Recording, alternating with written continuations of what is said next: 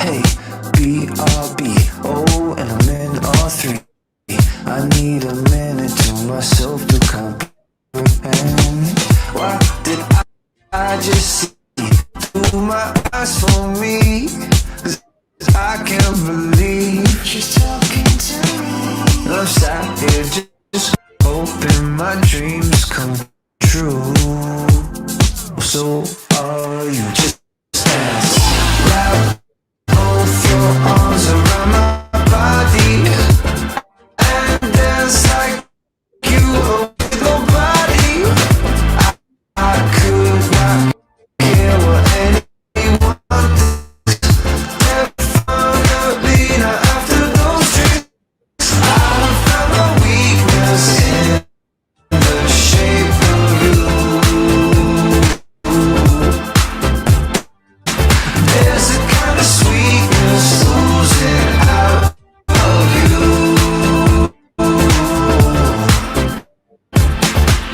What is going on?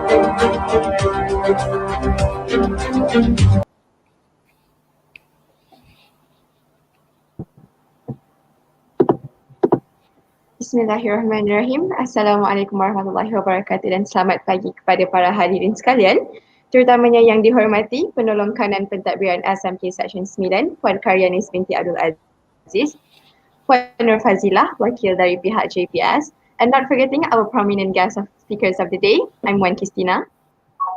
And I'm Irina Wanzul, and we will be your moderators for the day. First of all, welcome to all to our third episode of our webinar series, Inside the Minds with Keris Racing. We're nearly nearing the end of the series, which is really, really sad, but we just want to say thank you for those who have been with us since episode 1. Anyway, many of you here today may or may not know us. For those who are new warriors, we're from Keris Racing and F1 in Schools team from SMK Section 9 2020's F1 in Schools Virtual National Final Champions title holders.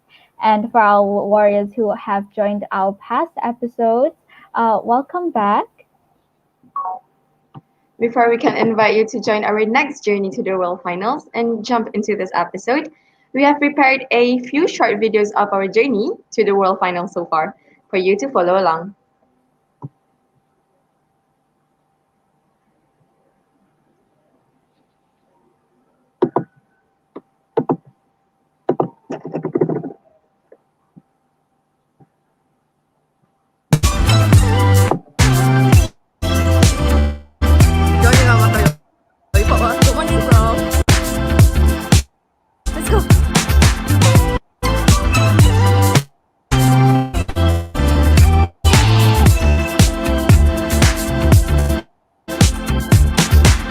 This might sound OTT, oh, but you plus me equals a feeling that I just cannot explain. Hey, BRB, oh, and I'm in all three. I need a minute to myself to comprehend. Why did I just see through my eyes for me? 'Cause I can't believe she's talking to me. I'm sat here just hoping my dreams come true. Oh, you just dance. Wrap both your arms around my body and dance like you were with nobody. I could not care what anyone thinks. After those things, I found my weakness in the shape.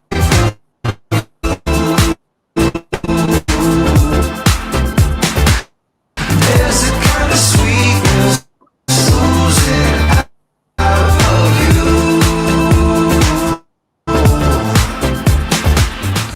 What is going on?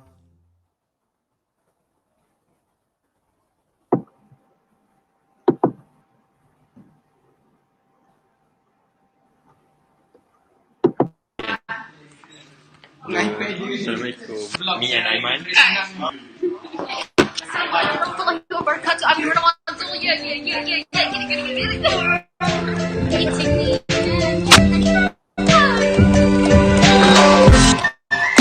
Sipping Tropicana in a Copacabana, floating on flamingos, smoking on the mangoes.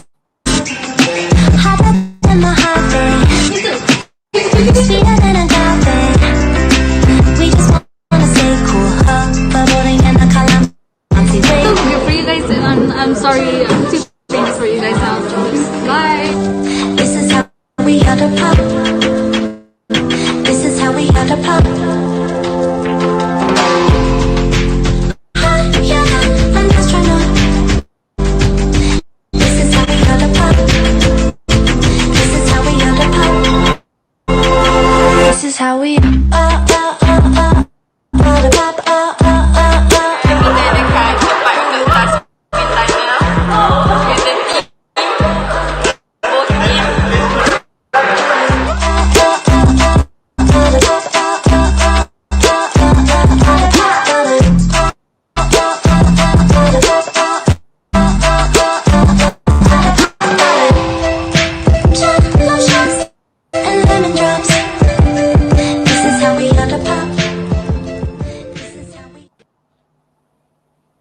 We're so sorry for the connection. We're trying our best on the end, on this end, but we'll make sure to share the videos at the end of this webinar. Let's hope we'll have much more better quality by then. Anyway, I hope you guys found that somewhat intriguing. It was kind of hard finding footage because most of our journey has been through a screen anyway. Our story doesn't end there, as the chapter of our journey to the World Finals is just beginning.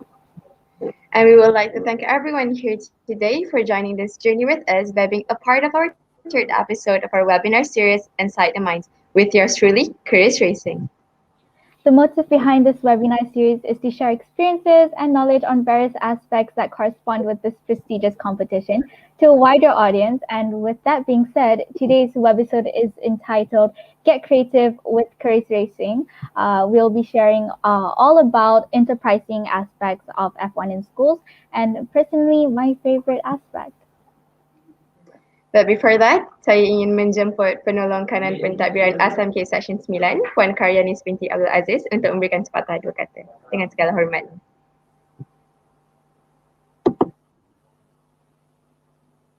Warahmatullahi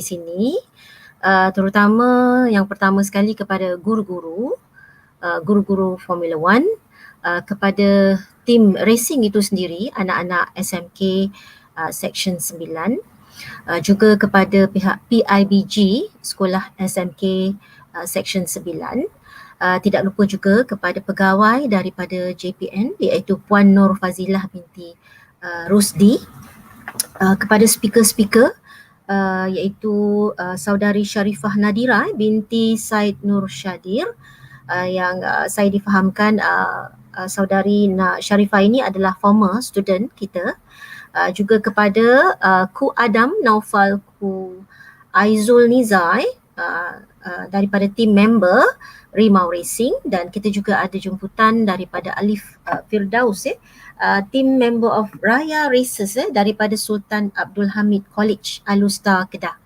Baik, terima kasih banyak-banyak. Saya rasa amat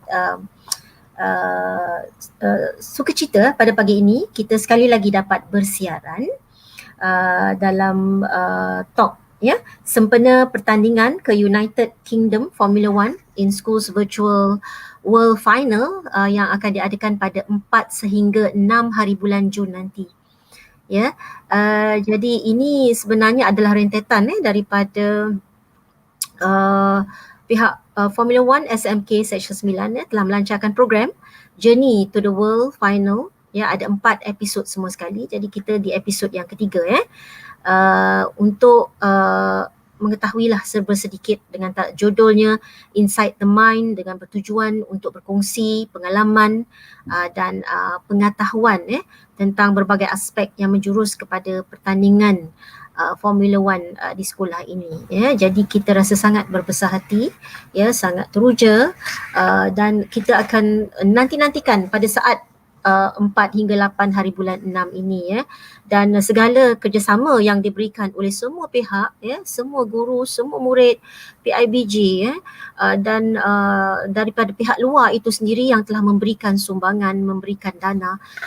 Pihak sekolah mengucapkan ribuan terima kasih, sangat terharu dan sangat menghargai dengan bantuan-bantuan ini. Moga-moga perjalanan kita ini diberkati oleh Allah Subhanahu Wa Taala.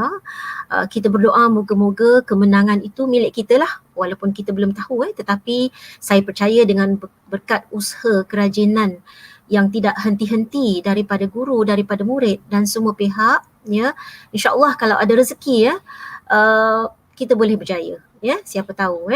Jadi sekiranya kita tidak dapat menzahirkan segala terima kasih ini, sekiranya tidak cukup, hanya Allah saja yang dapat membalas budi baik, jasa, keringat dan segalanya kepada semua tim, kepada semua member-member yang telah bertungkus lumus menjayakan pertandingan ini. Itu saja daripada saya. Terima kasih banyak-banyak. Assalamualaikum warahmatullahi wabarakatuh. Waalaikumsalam. Terima kasih atas ucapan berikut. Tanpa membuang masa seterusnya, saya juga ingin menjemput Puan Fazilah, wakil dari pihak JPS yang turut membantu dalam menjayakan webinar ini, untuk memberi sepatah dua kata. Dengan segala hormat.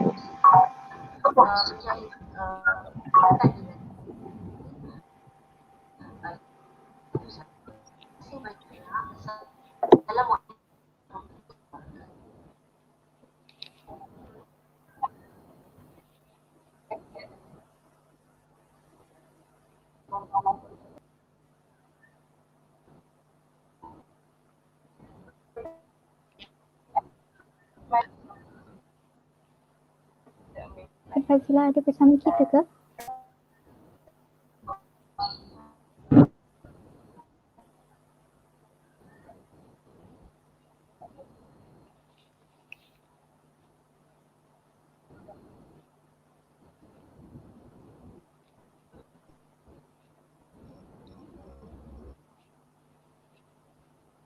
Puan Fazila?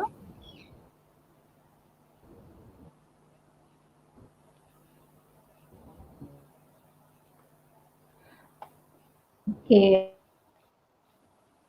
Sorry saya.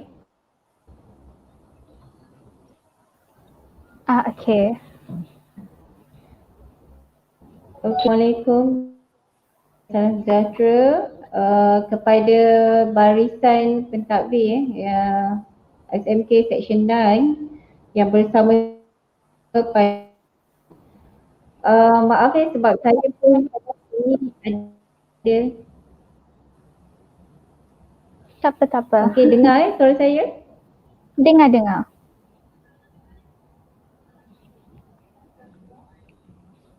Okey, dengar tak suara saya? Dengar.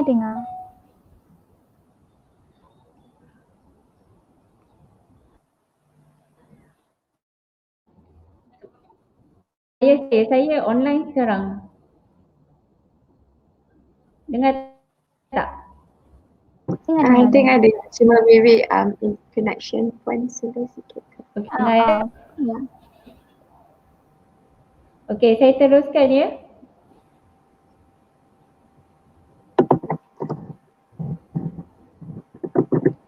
Okey, tak tahu sekiranya Allah sebab sekarang saya sebenarnya tengah mengelolakan bengkel matematik untuk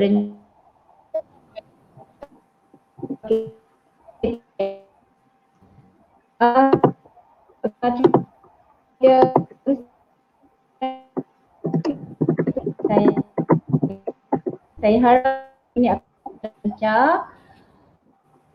So guru-guru yang bersama-sama kita dan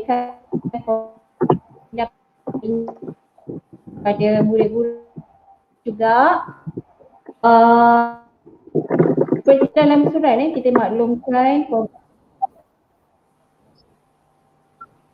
ini adalah untuk memberikan pencerahan kepada murid-murid dan apakah proses-proses pertandingan lain, apakah yang dilakukan salah satunya adalah program inilah webinar. Okey, kredit kepada pelajar atau murid yang menyertai.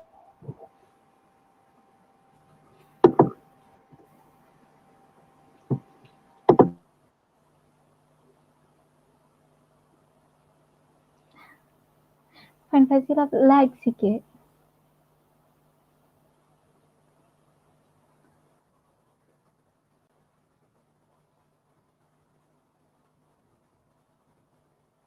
Sebab kita akan jumlahkan untuk memberikan keiktirafan bagi peringkat negeri. InsyaAllah selepas habis sesi webinar kita akan melengkapkan daftaran, akan terus menerima sijil secara digital. Okey. Saya mengharapkan fokus diberikan kepada webinar ini dan saya mengharapkan program ini berjalan dengan lancar. Terima kasih kepada semua dan kita mengharapkan tim daripada Seksyen 9 akan memperoleh kejayaan cemerlang dalam pertandingan work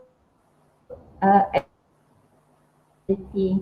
Okey, sekian sahaja daripada saya. Saya serahkan kepada moderator hari ini. Thank you so much Puan Fazila untuk speech untuk pembukaan. Kami akan take it from here lah. Now, before we catapult into the event, I would like to kindly give a little disclaimer for all of you Sijil Hungry Warriors. If you join one webinar of episode, you'll be receiving one appreciation e-certificate from Keris Racing.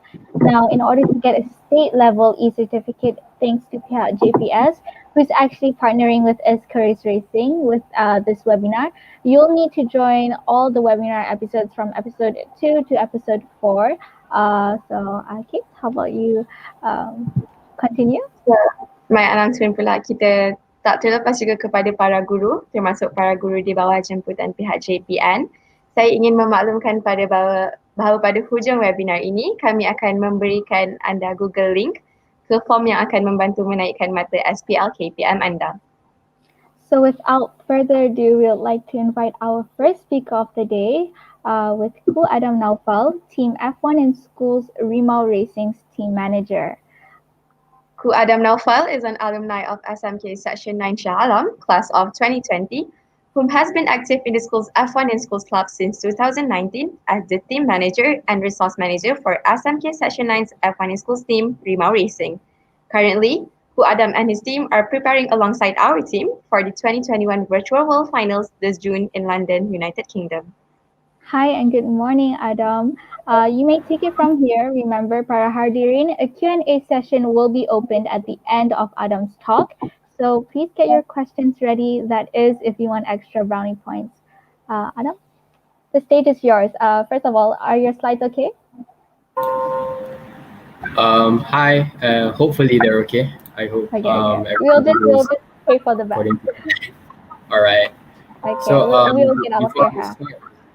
Before I start, I would like to just say Assalamu alaikum and a very good morning to everyone who is present in today's talk. Very thankful for everyone to spend a bit of their day to just sit here and listen to what these very, very important individuals and youths that are trying to accomplish. So, okay, I'll start. So, okay. We'll get out of your hair. Share screen. Share screen.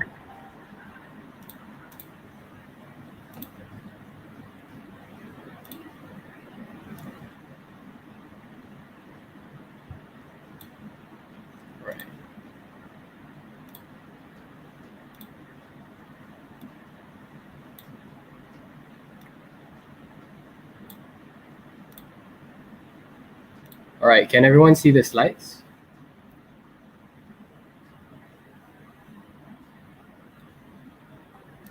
Yes. Hello? Yes. Oh, everyone, okay.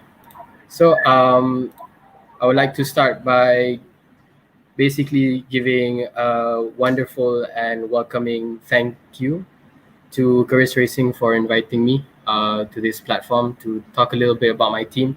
I know we're kind of sort of a bit of rivals at this point because we're competing in the same competition, the same stakes, but you know, it's good that we have this friendly nature and friendly spirit of the competition. So this talk is going to be focusing mainly on managing the team because my role is the team and resource manager. So first and foremost, I like to give a shout out to my sponsors, the team sponsors, Supreme FinTech, and also Malaysian Convention and Exhibition Bureau. They have helped us tremendously in terms of monetary value and also, you know, in terms of our sponsorship tiers. So that is very much necessary that we highlight them before we start the slides. So I'd like to introduce to the people who are not really familiar with F1 in schools. So basically, F1 in schools, if you can see on the slides right now, is basically a challenge where teams of individuals ages from 9 to around 19 years old compete in a prestige level competition where the main goal is to design top tier quality and fast F1 model car. So they're going to be powered by CO2 cartridges that will be pierced by the back end and will race. It's sort of like a drag race between two cars to see which one is engineered the best in terms of drag and the airflow around the car. So it all equates to the speed of the car. So the competition, although that's the main premise of the competition, it's not um, just about the speed of the car. There's a lot of factors and elements that a lot of people don't really see. Only like the team members see behind the scenes, like the struggles with getting sponsors, the struggles with managing your time between some people are doing this during their studies and school, and they have a lot of other commitments, and to put another big one into the equation will be like very hard to manage. But it's something that we all have to endure during our competition here. The main thing I want to highlight here is um, there are a lot of aspects on the competition that is equivalent to not just building the fastest car. There's also a lot of awards besides the car. The few that I want to highlight is the best engineered car. There's also best sponsorship and marketing award. There's also the best innovative thinking award, and so on, so on. So there's a lot of aspects in the competition that, when viewed from an outsider's perspective, it's just all about speed. But to be honest, it's not really that. It's not just that. So yeah, that is about F1 in schools. So I'm moving on. So before I jump into my team, I want to talk a little bit about the history of our school, actually, SMK Section 9. So a few of our milestones would be as follows. We started with the team Excaliburs in the year 2007 to the year 2008, where we actually, this was our first ever participation in F1 in schools, which we were fortunate enough to collaborate with Germany in terms of our engineering. The team actually flew out to Germany in order to work together with the people there in order to actually achieve the Perseverance Award during their time. And after that, we took a little bit of a hiatus from 2009 to 2012. And then in 2013, we actually started back into the competition, where we actually got Best Marketing and Sponsorship Award. And also we were eligible for the World Championships, but due to the lack of funding, we weren't really... Oh wait, Jack. Yeah, can you guys see the slides or? Sekejap. Dia kata Yeah. side dia tak gerak. Yeah, I'm having some technical difficulties.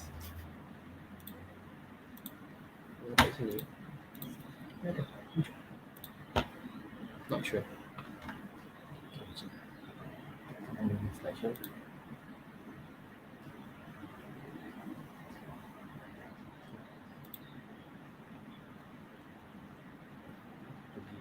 No worries, Adam, you can just take your time. Yeah. Boleh, boleh.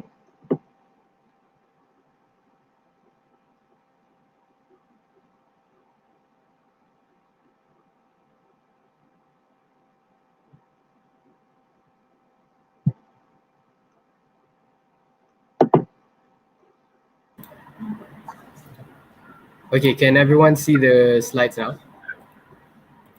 Are you sharing now? Yeah. No. Okay, yeah. Right. So Proceed. okay, everyone can see me moving the slide, right? Yes. Yep. Right. Okay. Okay. Um. Oh. Okay. So I'll just move on from that. After 2013, we actually started picking up some pace with the competition, and in the year 2014 to 2015, we actually got first runner up in Asia with our team Electro. This was our greatest achievement so far in the competition, because in the nationals we actually won best engineered car and also the best verbal presentation award. So it was a huge feat and also gave us a lot of confidence to continue the competition up until this point.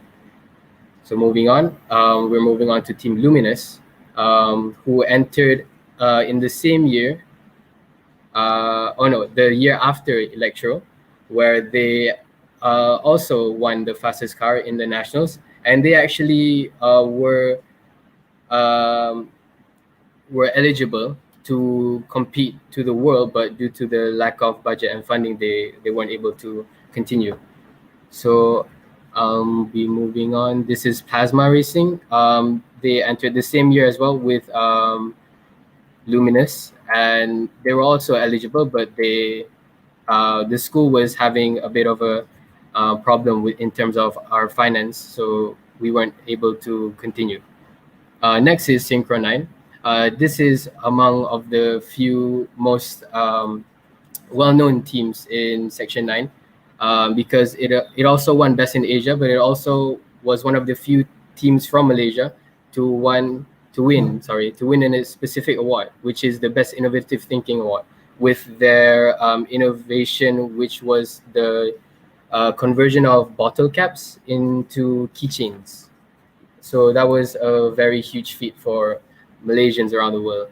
So okay, moving on to Aero 9, they represented Malaysia in the year 2018, and they got 27th over 45 teams. Their car was fast, but due to some regulations, they were not eligible for the fastest or best engineered car. Moving on to finally my team, the team I'm most proud of today. It's Rima Racing. For 2019, we didn't have regionals, so we were automatically picked to go to the nationals. And alhamdulillah, we managed to secure 4 awards, which was the Best Pit Display Award, the third place in Knockout Race, the Innovative Thinking Award, and also first runner-up. And internationals, we're still in the middle of development, so hopefully we may come back with something greater than our nationals. So moving on, now I'm going to talk a bit about the team identity. So this will be specific to my team. For the other teams who are listening, or are watching this after the live stream is over, every team has their highlights and their distinguished aspects. But for me, I'm going to just talk about what makes my team special. So for the people that I first started out with, we weren't really keen on the name Rima Racing due to a number of factors. But the main thing is we didn't really understand why did we choose Rima and why did we choose racing. So finally, after 2 years of doing this, I finally understood why. The term Rimau was actually an abbreviation from Harimau, in order to bring Malaysia's identity into the international spotlight in a very unique and unseen way before. Because before this, almost all teams usually just go with a sort of, the color scheme of Malaysia, the Jalur Gemilang. But for us, we wanted to do something a bit different. We wanted to stand out among the rest. So we chose an animal, actually. So we chose the Malayan tiger, as it's very infamous in Malaysia's name, even called the Malayan tiger as well. And racing, this is a very generic name in terms of F1 in schools, but it's generic in a good way because it pays homage to F1 in general, the sport that offered us this opportunity to go above and beyond, and to also encapsulate the speed and endurance of the competition, just like the real F1. So that's a bit of a history behind the name. For other teams, this may be quite similar, this may be quite different, but like I said before, this was just my introspective as to what this team is actually about. Okay, so next I'm going to talk about the team's logo and the details behind the logo. So we have our very distinctive Rima orange, which basically fades into the eye of the tiger on our logo, which fades into a bright yellow. And the main outline of the logo is carbon black, while also having the background of pure white in most of our logos that we've designed so far. A lot of teams put emphasis on the colors and the meaning behind the colors, which is very true and very necessary in terms of competition, because everything has to be justifiable. You can't just go willy-nilly and pick colors that you think seem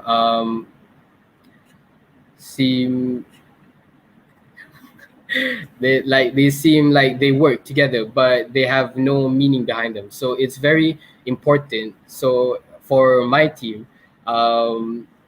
with carbon black comes pure white, because that is mainly to say that we have balance between the team. Like the yin and yang logo for carbon white and carbon black and pure white. Sorry, for the Rima orange and bright yellow, that can also mean a sort of balance between our enterprising side and also our engineering side, and also the hidden meaning behind the logo itself, as the circle or the eye represents determination, because the eye of the tiger, like that Rocky song. So the main thing I want to highlight here is for logos and for everything in the team, for in terms of identity, is that everything exists for a reason. That is the main thing. If you want to start a team, you need to ensure that everything is planned. Nothing is just there without any backup. Okay, moving on.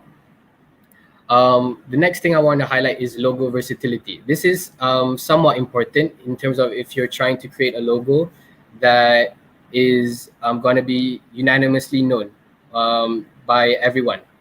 So the first thing you want to consider is the size and scalability. So if you make your logos too complex and too over the top, then maybe if it's scaled down or the size is decreased, it'll seem like unrecognizable from your own logo. So always consider that. Always ensure that you play with vectors instead of pixels, in terms of if you use Photoshop or if you use InDesign or Illustrator. That is very important. And also try playing with alternative color schemes, because some logos look better with colors, some logos look better without. And for us, we found that it's a mixture of two. We mainly use two of our logos. We use the one with the orange and then the yellow on the top right corner. And also we use the one without any infill. It's only the black logo with the eye being transparent. So it's good to play around with these kinds of things when you're designing a logo. And again, I like to reiterate that a lot of teams have different ways of trying to start designing a logo. But for me, the three main points would be try and do the style of minimalist, because less is more in terms of logo nowadays. It must be recognizable.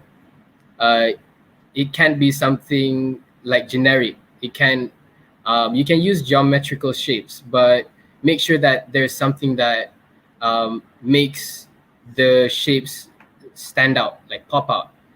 And the last thing is to always think outside the box.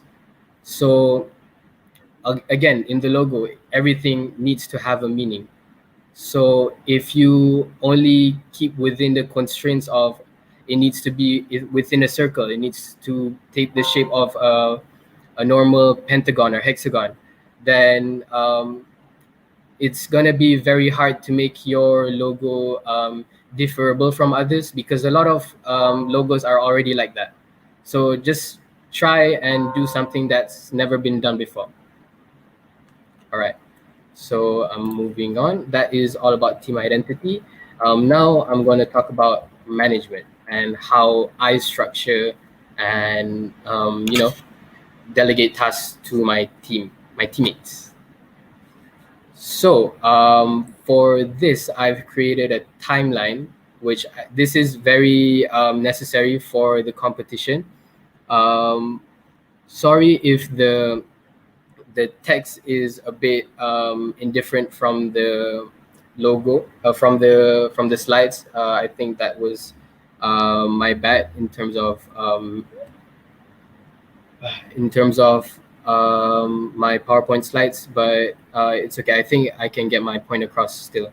So for the timeline, I have two main bars for this sort of makeshift Gantt chart, which I delegated into the 4 weeks of the month. So for the orange, I have my planned schedule, which is where this was during the start of our work, where we were only in the process of planning everything. We haven't contacted anyone yet. This was just a rough idea and a rough sketch, but it gives us a good understanding as to what needs to be done at what time, or wants to be started at what time. So from there is where we actually do the actual timeline, where we put our progress so far and what we've been doing during these times. So as you can see, we are at the second week of April, sorry. So developments in terms of designing, manufacturing, testing, research, everything in that regard, everything regards to the car needs to always be in motion, because for the development of the car, it's crucial to always test and always make sure that everything goes as planned, because a lot of things can go wrong, and if you design the wrong aspects of the car during the competition, then and you've overestimated your timeline, then that's going to cost you a lot in terms of speed and performance in the competition.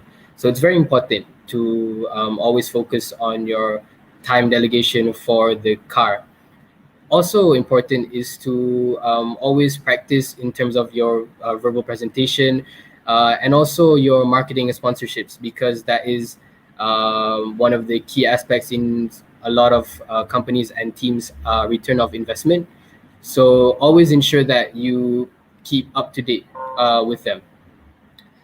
So as you can see, for anyone who didn't know already, in terms of the competition itself, there is a submission date that we have to ensure, which is on the 3rd week of May, if I'm not mistaken, and we'll have around a 2-week gap for the actual competition itself in the 1st week of June.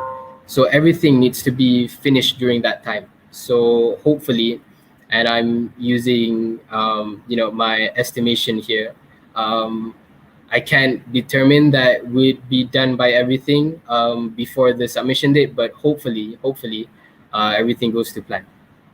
So next is a few applications that I use on a day-to-day basis, and I thought it would be really helpful to share these in terms of my communication and my management. So the first one that I use with my team is Discord, which is basically uh, a calling application for such as like Skype, but it's very well managed and it can be used a lot easier. Uh, the quality also is very well maintained, and it's easy because we all already had Discord during our start. So yeah, very recommend Discord.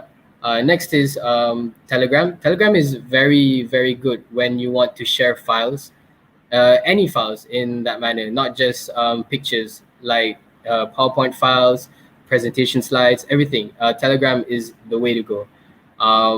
Next is WhatsApp. WhatsApp we don't really use in terms of the team structure, but we use it to contact and keep in touch with our sponsors, because a lot of them stick to the oldies, to WhatsApp. So this is good because it forces us to be out of our comfort zone, and to use applications that we normally wouldn't use, but to talk to people.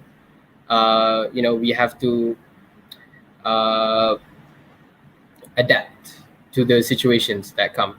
Next is the basics that everyone uses during quarantine, which is Google Meets and Zoom. I'm pretty sure everyone knows about that by now. And the last about communication is actually the streaming service that we're using right now, StreamYard.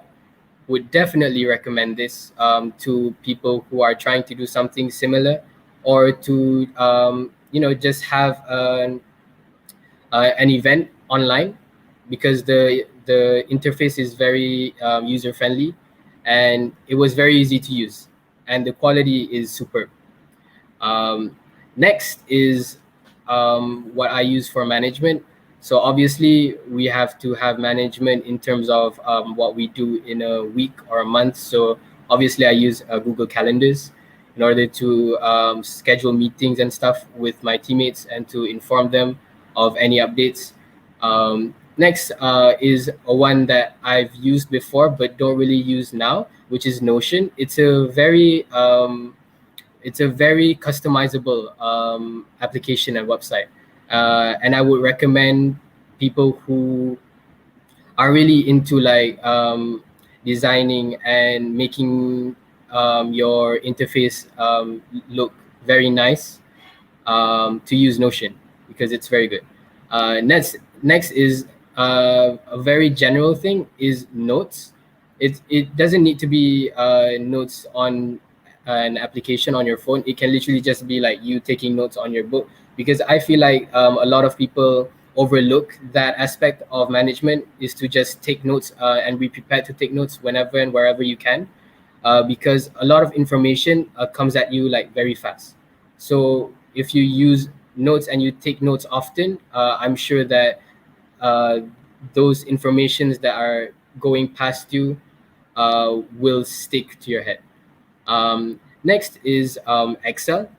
I mainly use this to take into account and calculate everything in terms of our stock of our merchandise and what we're selling at the moment, to whom we are selling it to, and it's very simple. I think everyone has used Excel before, so it's very good in that regard. And last but not least is Microsoft Project Manager.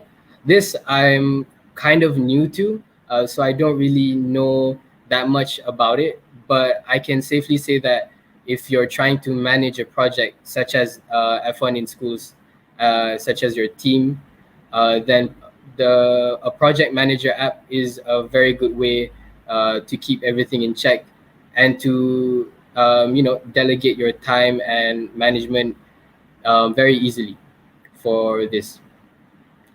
Um, I think that's about it. Yeah, I think that's it.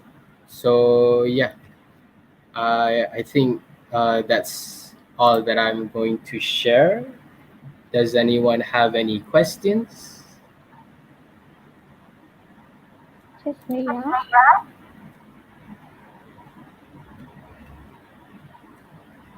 Okay, Kiss is back on.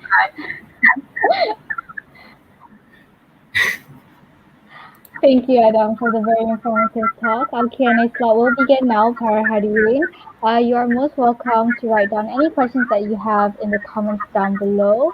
Does anyone have any questions? Okay, we got one. How did you guys think of the name Rimau Racing? Well, actually, the name didn't come from us. It came from one of our teachers in our school, Cikgu Said. He was basically the mastermind behind our name, because before this, we actually already had a established name and logos and stuff. But last 2 years, sorry, we had a last minute change of plans and we changed everything. So the name actually came from a suggestion from Cikgu Said to our teachers, Cikgu Kashnani and Cikgu Amiro. So yeah, that is how Rima Racing came about. You said that there were a lot of changes. Did you have a name that was different prior before that? Yeah, we had a name named Celerity 9.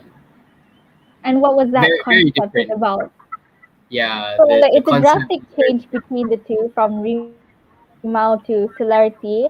So can you tell us more about like the difference between Celerity and Rimau, and then how did it go from one point to another, and the concept behind Celerity? Well, Celerity was uh, a combination of our teammates at the time's vision, and also our talks within the team. It was more of focus towards celerity, which is the fluidity of movement. So it had a greater association with the speed and the movement of something like a cheetah. But we kind of scratched that idea because we wanted to highlight and put more emphasis on our nation, Malaysia in general. So we decided and opted for Rima Racing, for the spotlight to be shined more on the nation rather than the racing element of the team. I totally agree. Okay, so we have a few more questions down here in the comment section. One from Christina WRDI. She says, "Is it hard being the team manager?" I mean, I wouldn't necessarily say that it's hard. It can be challenging at times. Like I've had a few rough times during my time of managing my team, but I'm not gonna say that it's hard, because all of those challenges has pushed me to become better, and to push me into becoming a better figure for managing and for leading my team. So I would say that it's difficult, but at the end of the day, you are going to be well experienced and more well developed by managing something as hard as this team. Speaking okay, so about we have another question here. Yeah. It's Speaking like about kind of this, I'm related to the first distracted with one. this one question from Siti Marzuka. She asked, what kind of hardships did you go through at the beginning of the formation of your group? Okay, so for the hardships during the beginning, when we were in our nationals, we had a lot of internal struggles, which resulted in two of our teammates actually leaving our team. So we had to find um, replacements as soon as possible. So we had replacements in around 3 days, or around less than a week after our teammates left, and they had to adapt to macam a completely different different scenario and different situation. So it was very hard to teach them the ropes behind everything, but Alhamdulillah, they were very, they wanted to learn and they were very determined Passionate. to do so. So yeah, I'm very thankful for my teammates during that period, and the hardships at the end of the day they turn into hasil. So yeah. All right, one last question of the day. It's kind of regarding the second question, regarding your SPM last year. It says since you're Form 5 Pro Max, right? You know, like a year late. I'm still gonna bug you about that. So during your SPM days, was it hard, like managing the team, while you're focusing on your studies as well? And how did that affect your SPM? Oh, of course it was hard. Something in Malaysia, something as big as SPM is like the top thing that your parents have been bugging everyone about when you start your secondary school. It's important to put you in a good place in terms of your university, and to put you in a good place when you're applying for jobs. So it was very hard to focus um, a lot, more than 80% to SPM and then 20% to F1 during that period. But Alhamdulillah, now we're finished with everything and we can give back our 100% to managing and focusing on the competition. Yeah. I can't say we can relate, but anyway, thank you so much for all of your questions. Now let's We have move on one to more our question next here. slot. We have one more here. Oh, we have one more. Okay. Go ahead. For Adam, how important is determination to you? Okay. Determination. I'm gonna say this in the most genuine way possible. Without determination, you're not gonna go anywhere in life. Like that is a very key element. If you want to do anything, you have to be very determined from the get-go, because there's going to be a lot of things that are going to push you down, that are going to make you undetermined or unsure whether you're going to even like finish what you started. But determination is important if you want to ensure that at the end of the day, even if you don't get the results that you wanted, you at least finished it, and that's what's important. Exactly. I totally agree 100% with that. Because there is a lot of up and down to this competition. But anyway, thank you so much for all of your questions. Now let's move on to our next slot of the day with a representative from Team F1 in Schools Raya Races, Alif Firdaus. Once again, thank you so much, Adam, for your talk. We'll see you just in a bit. Um, All right, okay. thanks for having me. Thank you, We everyone. wish you good luck for you and your team. Ali Firdaus, 2021 World Finalist representative from Raya Races, placing third in the 2020 National Finals, currently studying in Sultan Abdul Hamid College, Alusatar Kedah, has been participating in this F1 School Challenge for 5 continuous years, starting with the Team Sigma Flash back in 2017, followed by Team the Velox F1 in 2018, Asteroid in 2019, Interstellar for 2020, and currently in 2021, Firdaus is representing Team Raya Races to the 2021 Virtual World Finals. Did you guys hear that? He's been in F1 in schools for 5 years, 5 continuous years, ever since he was in Form 1. And I only started when I was in Form 3. And this is my second year, and I already feel like dying. So, I'm sorry. please take it from here. Guys, pay attention. I'm sure he has a lot of tips and tricks on how to make an amazing team, guaranteed with all his 5 years of experience. Wow. Please, the stage is yours, Firauz. You can share your slides and we'll get out of your hair.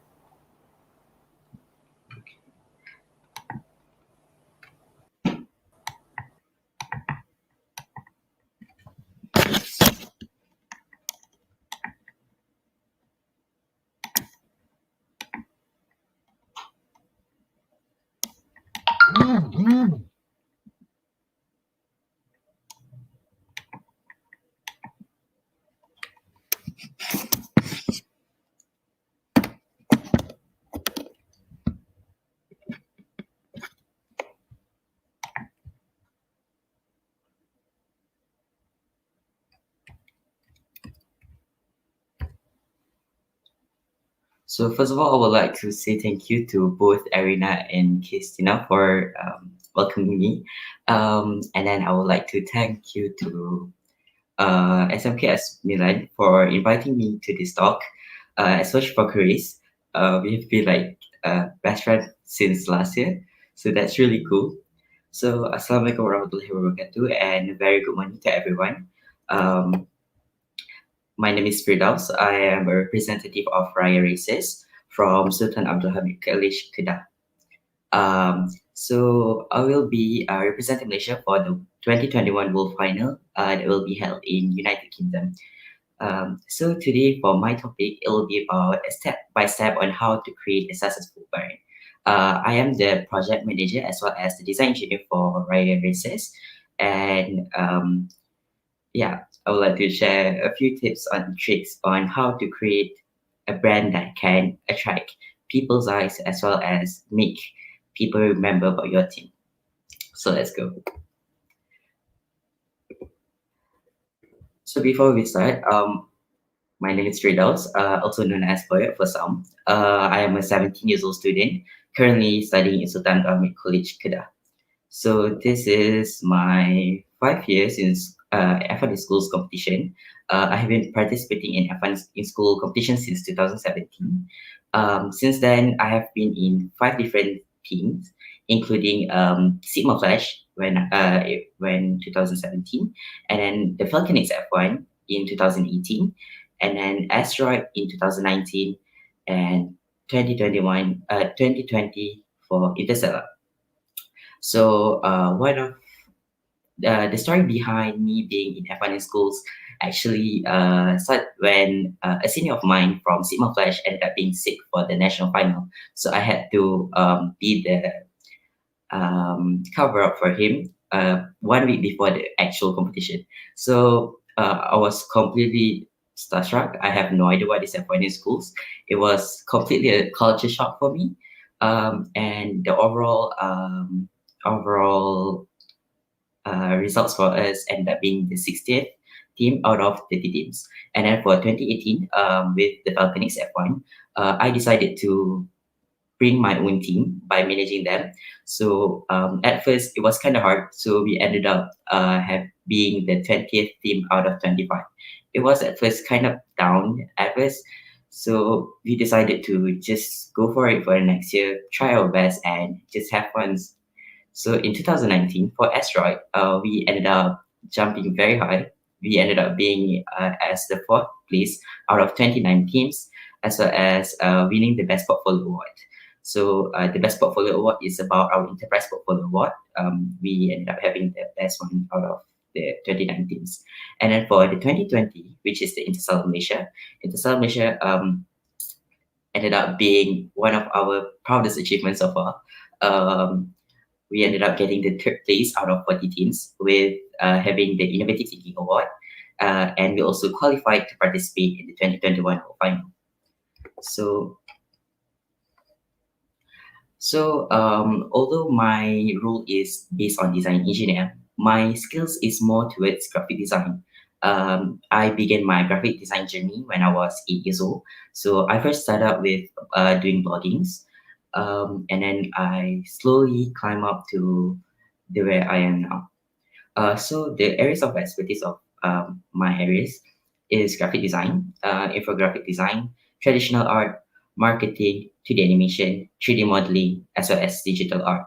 So some of the softwares that I've worked with is Adobe Illustrator, Adobe Photoshop, Adobe After Effects, Adobe Premiere Pro, Autodesk Inventor to design the car, as well as SolidWorks to design the car. So a little bit about my team, Raya Races.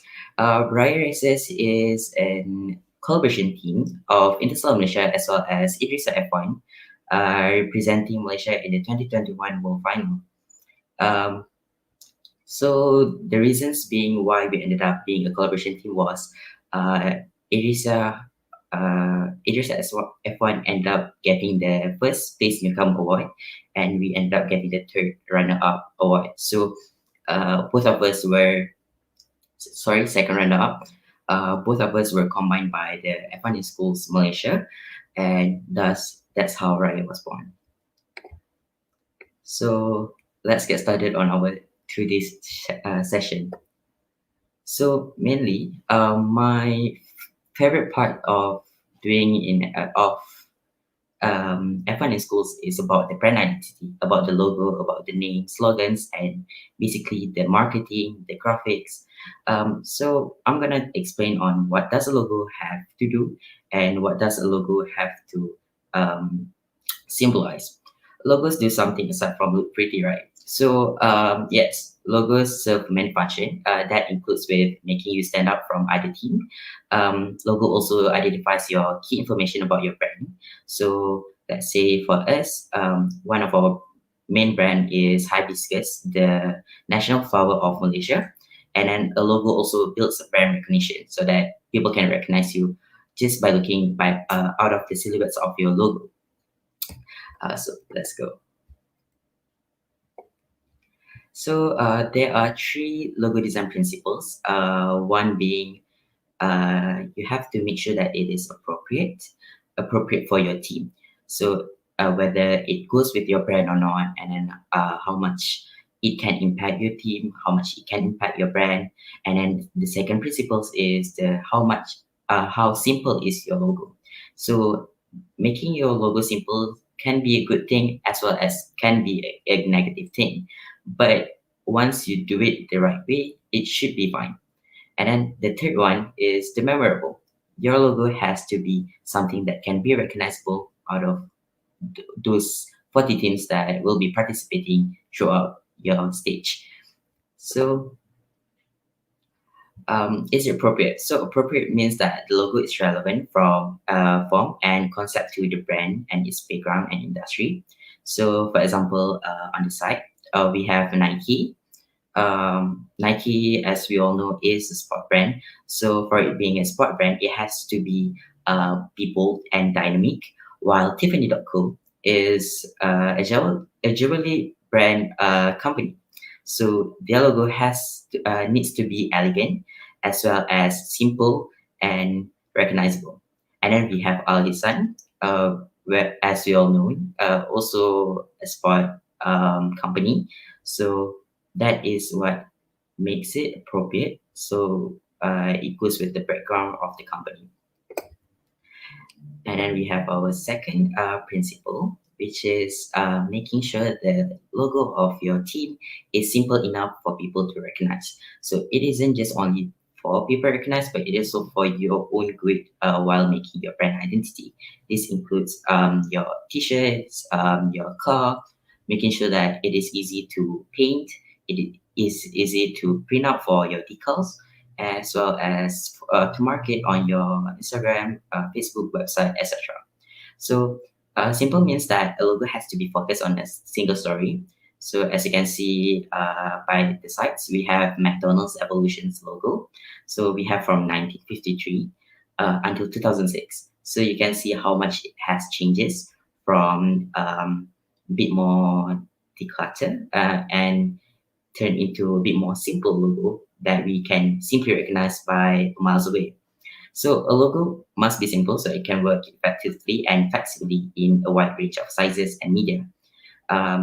Example in small sizes on a business card and in big size such as a signage or a signboard. And then we have our third principle, which is whether it is memorable enough or not.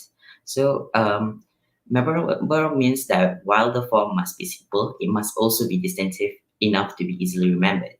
Of course, the simpler the form is the less special it tends to become.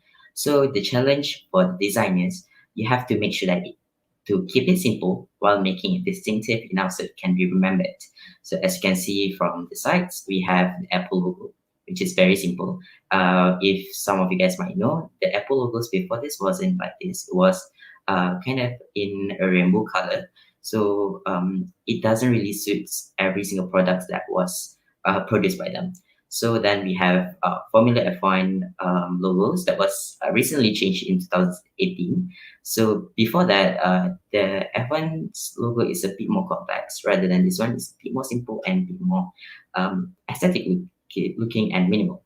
And we also have Melon, where we, as we all know, has the tiger on the logo, so making it very recognizable, but at the same time very elegant and very simple. So how to design your logo?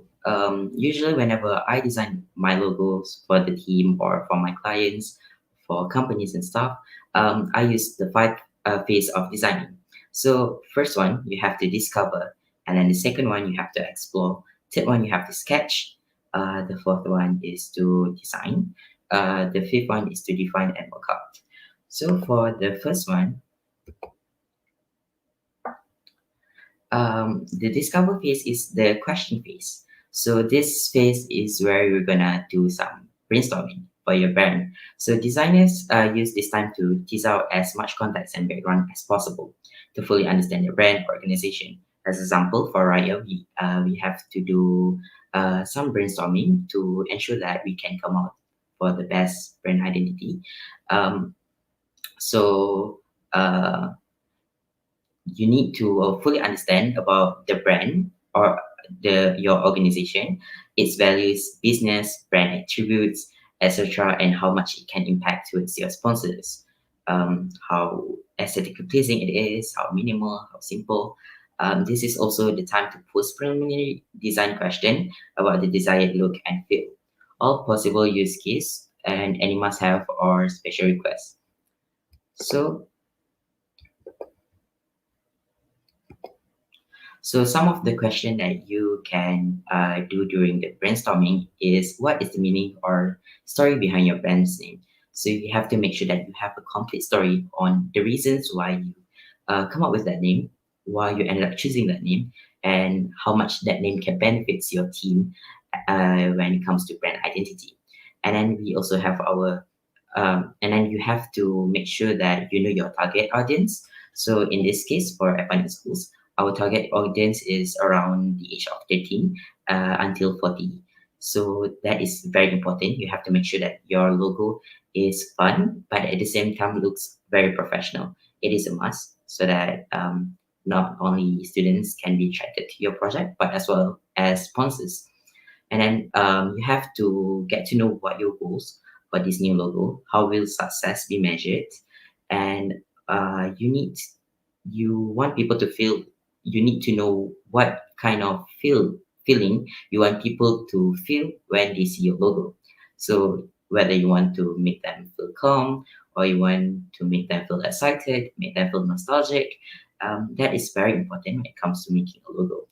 And then what are the unique characteristics of your brand's personality? That is a very important thing. So, for example, for Interstellar Malaysia 2020, in 2019, our team goes by the name Asteroid. Thus, we decided to continue the legacy of space theme on our team. We ended up choosing the word interstellar, which means between the stars. The word between the stars also ended up being the slogan for our team.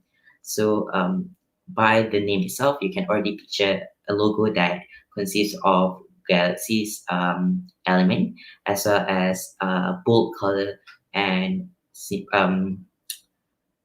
astronomic design. And then we have our second one, which is Raya Races. This is so since Raya is a collaboration team between Interstellar Malaysia and Idrisia, we decided to choose the word Raya, symbolizing the unity as well as the national flower of Malaysia. So the reasons why it symbolizes the unity is because of how much it is scattered around Malaysia. You can basically see hibiscus everywhere, and it defines who we are as a nation, and that's really cool. And then for the aim for Interstellar, the aim is to introduce an astronomy values into the world of F&N schools. While for our races, we would like to create a brand that can symbolizes Malaysia for the World Final 2021. And then we go to our second phase, which is the explore phase. The explore phase is for you to explore your team, your style, how you want to create the logo itself, and how much you want the logo to be designed. So you have to start with simple by googling basic design principles. you can read up the fundamentals like style, color, and typography. So some of the examples are for the typography. We have millions of types, but some that I'm going to be highlighting today is there are 5 kinds. So for Arial, as you all know, Arial is one of the most used font on earth, and then that font can actually be a good thing as well as a bad thing because it can be something that is simple, but at the same time it can be something that is unrecognizable for your team. Next up, we have Coco Gothic. Coco Gothic itself is a bit more thicker than Arial, and it is a bit more circle. It is more rounded than Arial. So this particular font is very suitable if your brand is more towards soft kind of version, a bit more nature, it's a bit more like um, rounded kind of style. And then we have Nebula. Nebula is actually Interstellar's official font for last year's. So the font itself is actually was inspired uh, by the futuristic element that we want to include into our astronomic elements. So then we have Formula One display, also known as the official font for the F1 in schools, Formula One, Formula One franchise in general font that they have been using since 2018. So this particular font is very cool because you get to recognize what it is supposed to represent from miles away. And then finally we have our Glora Black. Glora Black is a bit more funky kind of font. It is one of my favorite actually. The font itself can symbolize futuristic, but at the same time it can also symbolize retro.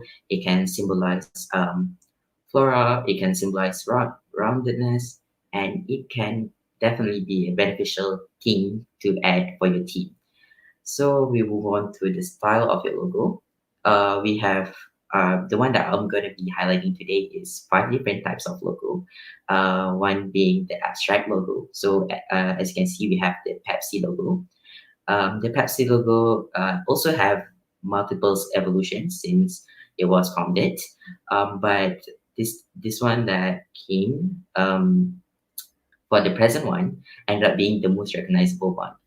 And then we have NASA, also has its own evolution of logo. Since NASA has been known for its futuristic logo and how much simple it is, with only 4 letters, it can create a brand identity that everyone knows. And then we have the Twitter symbol. Twitter symbol is also very known to its general in the world. One thing that I really like about Twitter is that even though they are pink, if they are black, they are white, or in any kind of color, we can still recognize that it is Twitter because of the silhouette of the logo. People can actually recognize it. And then we have mascot styles of logo. We have KFC, Kentucky Fried Chicken. So for the KFC itself, the mascot was inspired by their founders, and this is a very good thing if you want to include for your team. You can maybe make mascots out of your animals inspiration, or even for anything in general. And then finally we have the emblem kind of style, which is sort of like Starbucks. Your school's logo actually is emblem. Hogwarts logo is emblem. Harvard, all of them are emblem kind of style. Emblem is I kind of suggest to avoid emblem. The particular reasons why emblem can be quite hard to make in general. So let's say if you ended up losing the original file, it's really hard to redo them. And at the same time, it is not as good for scaling since it has a lot of details. And then move on to our cup, the importance of color. So color is very important in general because color will set up the mood of your brand identity. So one thing that I learned through my mistakes was in 2018. The particular reasons why we ended up losing was because of the lack of um, function for our color, which is red and white. We cannot do much with them because we only have two options. So we cannot introduce new colors since we only use both of that, and we ended up really struggles on creating the right brand identity for that. And then we start explore for extracts where we use blue and brown, which is very one of my favorite things so far. So, for example, blue inspires trust, dependability, and authority. So, blue also represents calmness. It also represents the sky. If you want to talk about the sky, um, it represents the sea. So, basically, identify what your logo is going to be about, and then choose the color by that way. And then for green, green evokes feelings of peace, growth, and health. So green is also one of Raya's main color. The particular reasons why we chose green is to sort of symbolize the natural rainforest of Malaysia. So, for example, we have the color scheme from Interstellar Malaysia. There are three exact color schemes. So for the main one is the purple. So we are not just only using one purple, but we are using the whole entire shade of purple.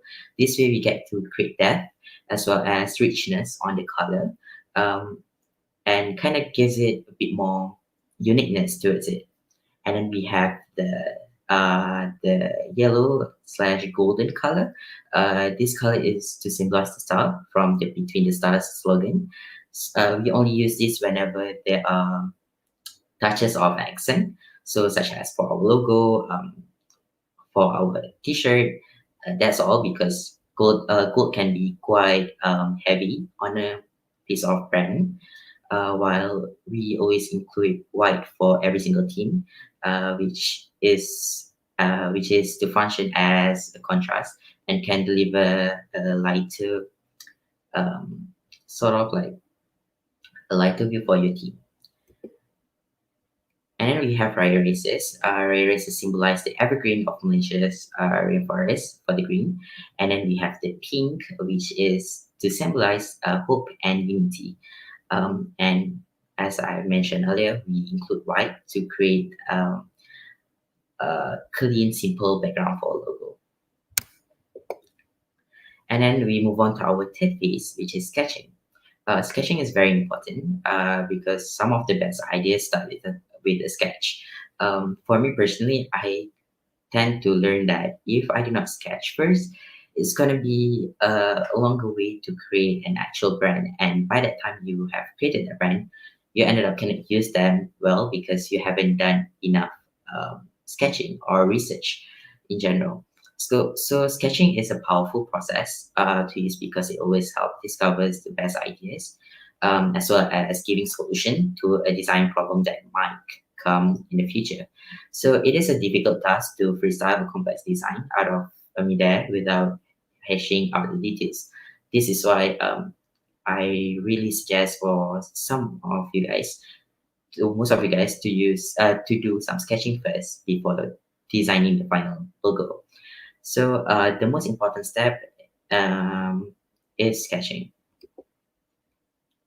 So here are some examples for how we managed to create Raya Races logo. The main inspiration for Raya Races is, as I've mentioned earlier, the hibiscus itself. And then we took the letter R from the Raya and we combined both of them, and that's how we create the final sketch. However, the final sketch is just the final sketch, it is not the final logo. And once we have finished our sketching, then we move on to our most exciting phase, which is the designing.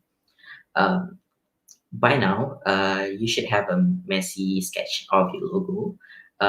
It doesn't really matter whether it is pretty or not, because at the end of the day, it's just going to be a guide for you to design the logo itself.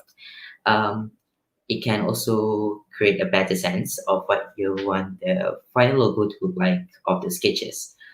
Usually I'll do around 3 to 5 sketches, and I will choose the best one out of those 5. Um, this is where your final logo really starts taking shape. So you can also apply a few designing techniques onto your design. Some of the techniques that I end up using golden ratios. The particular reasons why I use golden ratios is to make sure that our logo can stay cohesive, as well as just in case we end up losing this draft, we can redo them back because of how simple the process is to design it. So as you can see, we also use some line to ensure that our logo will create more clean as well as precise logo.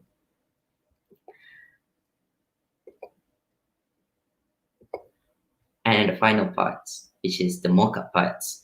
Mockup parts are also one of my favorite because this is what is going to be for your aftermath. So mockup your logo on products can include your team's jersey, business card, social media, and websites. Since the competition itself is going to be virtual this year, we believe that by doing this, it can help us to improve our team better, and it also can help us to sort of engage with our audience, and it can also be a good thing to make sure that your logo can work. So as you can see with the purple one, that was the final logo for Interstellar. And if you can see on the Instagram profile picture, the logo ended up being white. This is to make sure that it is more simple for people to actually remember us. They only need to know the silhouette of our logo, and if we ended up changing the color, it wouldn't be a big of problem. And then we have Raya. Raya itself ended up having a few slight changes actually. So we have a few updates on our team. That's why if you can see for the hibiscus, there are 5 circles which symbolizes each one of us in the team. We have 5 different members, including. So we also added a pattern of hibiscus for the background of the logo. This is to basically create a deeper kind of dimension for the logo to stand out even more. So for our logo itself, it can be used in multiple ways. It can be used without the actual pattern on the back. It can be used plain by itself. It can use with some text, and it can also be upgraded in the future. So yeah, I think that's all for me.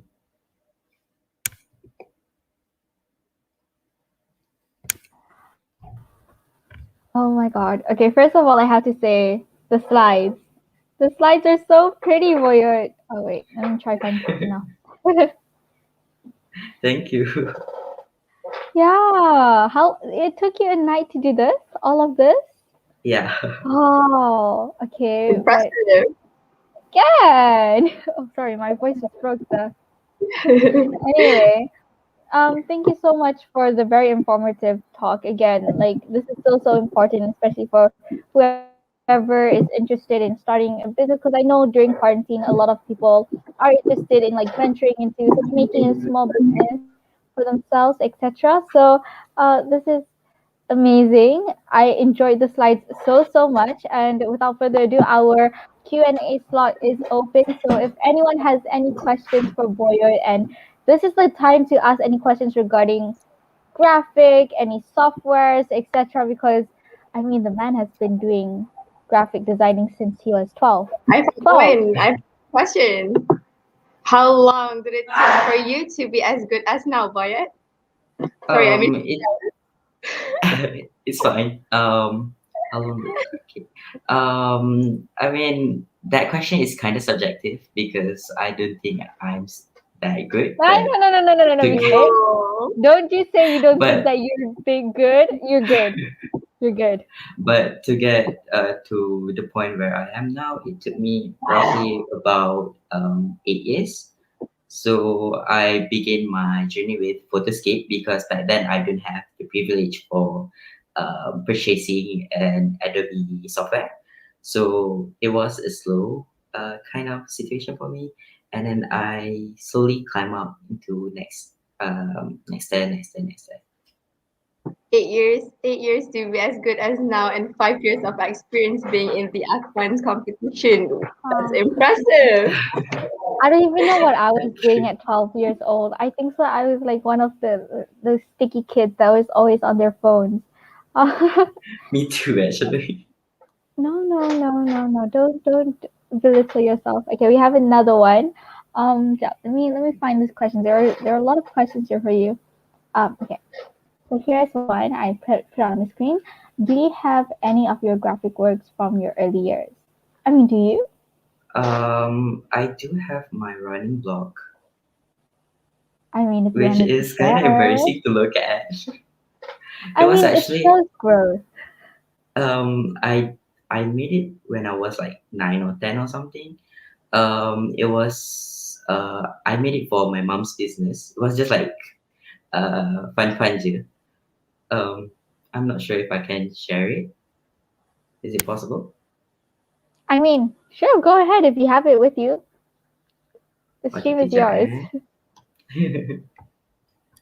But it's very cringy though. Hey, don't worry. After seeing your slides, I think so they need to see some imperfections so they know that it doesn't happen overnight. Wait, Give it let me some check. hope, boy. Give it some hope.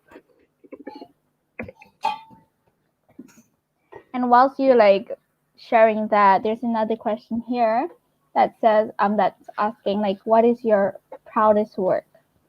So you can show that sekali lah. Sorry, what was it? What was the question again? What was What is proudest your work? proudest work? What is my proudest Work. or work? Work.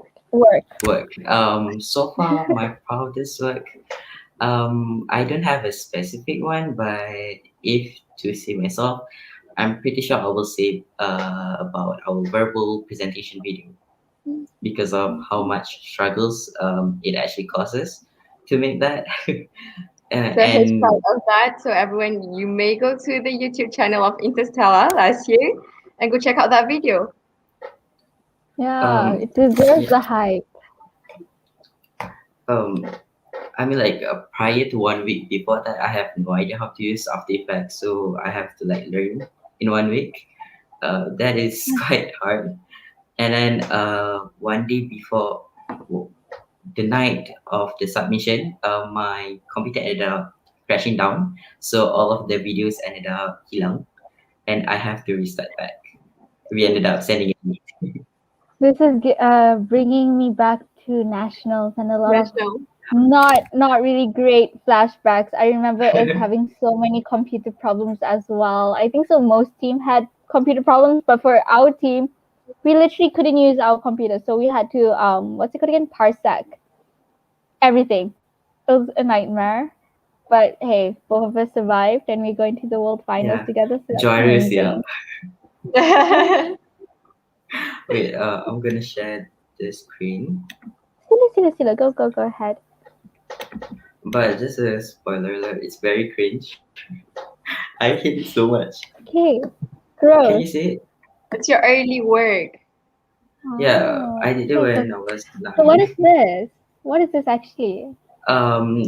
It was just like kind of a time detail for me. I just did it out of fun for my mom's business.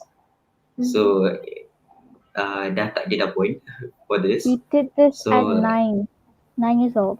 10? I mean, To me, at 9 years old, I it was think I like was still 8, crawling. 9 to 10. Ah. So guys, there you have it. That's So that's Boyer's all for this. first few words. I mean, it's still amazing than anything that I can do now. Thank you so much, Boyer, for your amazing presentation. I mean, the slides were amazing, but I'm afraid our Q&A slot is closed because we have to move on to our next guest speaker. So Kiss, Someone go ahead.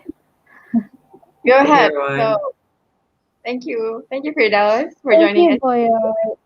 Thank you Sorry, I guys know for that we have letting to call him me join you guys. Boyer. We wish you and your Bye. team good luck in the World Finals. Thank you Yeah, too. see you in the World Finals. See you in a All right, now let's Oh move on no, to I the think last, but certainly not least, special guest speaker of the day, Ms. Sharifah Nadira.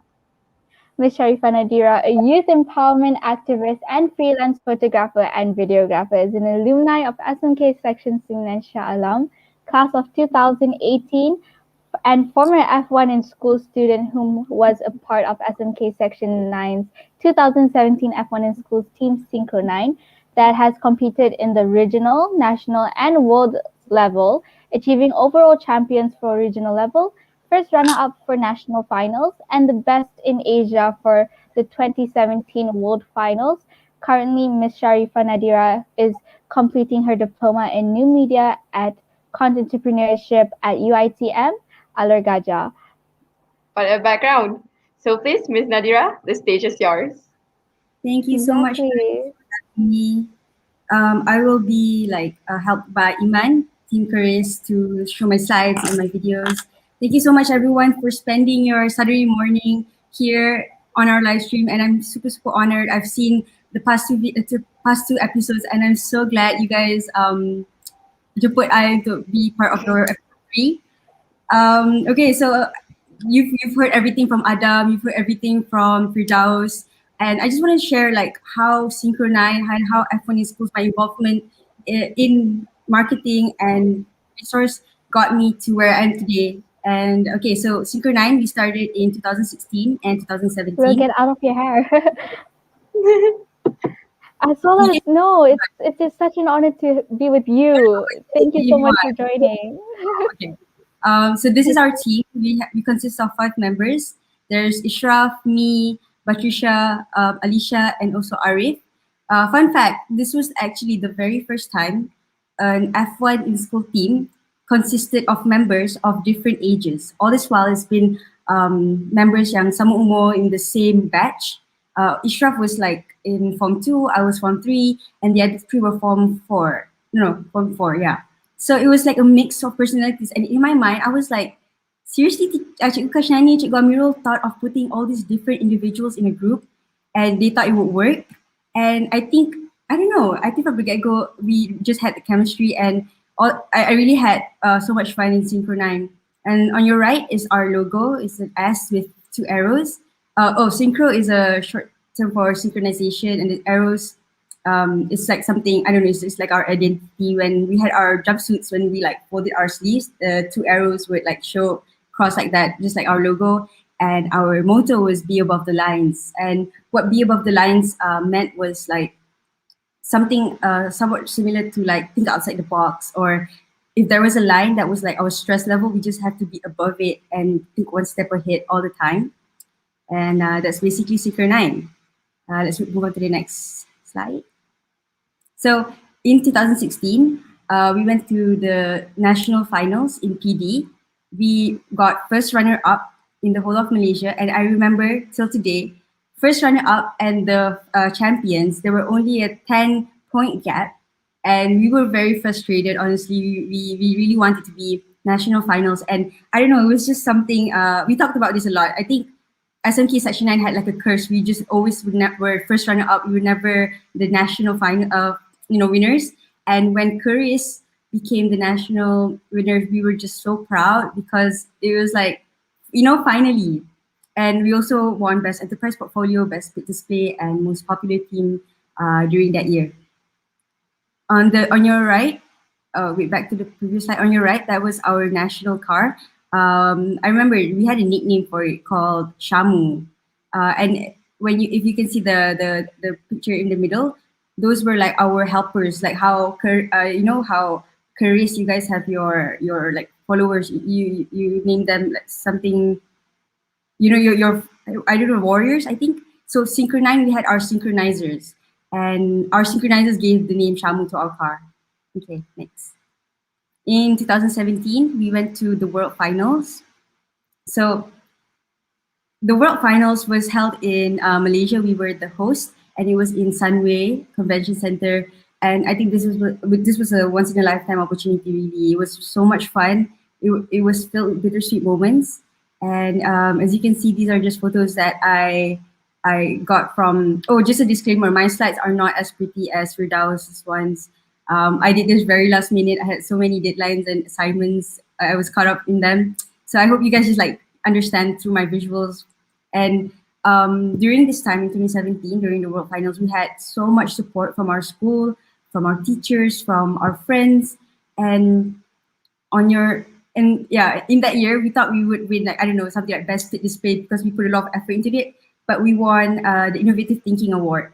And in F1 schools, how it works, there's like 20 awards, and before they announce best three, like top 3, 2, 1, they will announce best fastest car and then Innovative Thinking Award. So this is like in the top 5 awards and the most anticipated awards that everyone wants.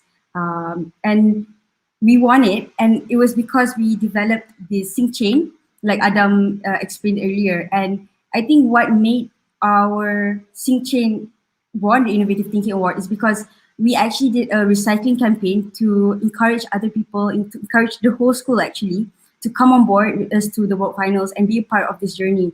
Every day after I don't know if you guys remember, if you guys were in the same era, but like we used to have this one quota. We would kumpul all the bottle caps, anything plastic, we would kumpul it, and then we would bring them to UITM, our collaborators. We would crush them down and make them into sync chains, like our logo, but they're made out of 100% recyclable items. And from there, I think we got to raise awareness to people to like recycle more and care about the earth. And I think that's also why they liked our idea and gave us the Innovative Thinking Award. Okay, next. So this is our team. On the left is Patricia and on the right is Alicia. My teammates, they are still some of the most hardworking people I know in my life, and it was such an honor, honestly, getting to work with them for the past 2 years. When we won during the gala dinner, back when I'm so sad that you guys have to do a virtual World Finals, but back then when it was physical, we had the huge ceremonies. It was very fun. We had our Penaun, Tukul Shamudin there. We had our mentors from the UK who flew all the way here for us. You can see in the pictures there's Cik Ukashani, Cik Gamiro, of course. And it's just a very unforgettable experience. This Innovative Thinking Award, it was sponsored by the Renault racing team. And how this award works, so like whichever sports team yang sponsor you punya award, you would get a piece of their car. So some people got a tire, some people got like a bolt like us. And it's, if you go to the gallery F1 SMK S9, you can see this. It's at the left side. And yeah, this was the F1 School World Finals. So because we won the Innovative Thinking Award, we then we got the opportunity to go to the Grand Prix in Sepang, and we got to meet with the racers and engineers in Renault sports team. And from this experience in F1 in schools, it really opened my mind, and opened like I got to see a whole side of the working world in engineering, in marketing, in business. Like there were so many opportunities for me to go and meet CEOs, to do presentations, to talk about synchro, to convince them, why do they need to sponsor in our team, especially since I was the resource and marketing manager. I was very much in charge of doing the social media postings, making sure we get our sponsors. And I think because of this F1 school opportunity, like I got to become who I am today now. And this is just pictures of us during the walkthrough at Sepang. All right. And this is what I was talking about, what we did differently. I don't know if you guys can do it now since everything is virtual, but I think what you guys are doing, Keris, now is a very great effort. You guys are collaborating with your competitors, with Raya, with Rimau, and you guys are like lifting each other up rather than bringing each other down. And I really love seeing that. So back in 2017, 2016, we did this Sync Chain campaign. We talked in front of the whole Perhimpunan on Monday. We talked about why we need to recycle, how this whole campaign will work, and why we need all of our friends and all of our schoolmates to be on board, as you can see on the left. And on the right was our gala dinner. It was one of the most craziest thing I think our school has ever done. We got to raise, I think, like 150,000 that one night, where we got companies to sponsor, and then they would like, depending on how much you sponsor, you get to have like a meal with the Raja Muda Selangor, and it was very enjoyable. We had so many A-lister celebrities there to perform, to MC, and I don't know. I don't. Maybe some of you guys were part of this. You guys went to the gala dinner yourself. I still cannot believe this happened back in 2017, and it's just something like I memang will never forget in my life. It was a very big learning curve. Learn how to do marketing. I learned how to properly do proposals and how to look presentable in front of our sponsors. And because we know when a company sponsors your team, you bring their name with you everywhere. You have their logo on your T-shirt, on your car, on your bags, and you portray that company. Yeah. Okay. Next slide. So this is just like I want to show you guys. On the bottom left, we had a synchro week where we went around school. We talked about Synchro 9, not like brainwash, but like we basically like just told everyone for a whole week what Synchro 9 is about. We told them what F1 in schools is. We let people launch the car themselves, and it was so much fun because I think that was one of the ways that I got to be really close with my juniors, and we got to make the whole school feel like they're in this journey with us to the F1 Schools World Finals. And I really, really think we would never get to where we are today without the support of our friends, our batchmates. Because when back then, even when we won the most popular award, we asked our friends and we asked our teachers, can you please follow our team, give us a shout out, and everyone did it. And that's basically how we got the most popular award during our nationals too. Okay, next. Okay, so this is a lady I met during the F1 in School Sport Finals, and this is a story that I have actually never told anyone before.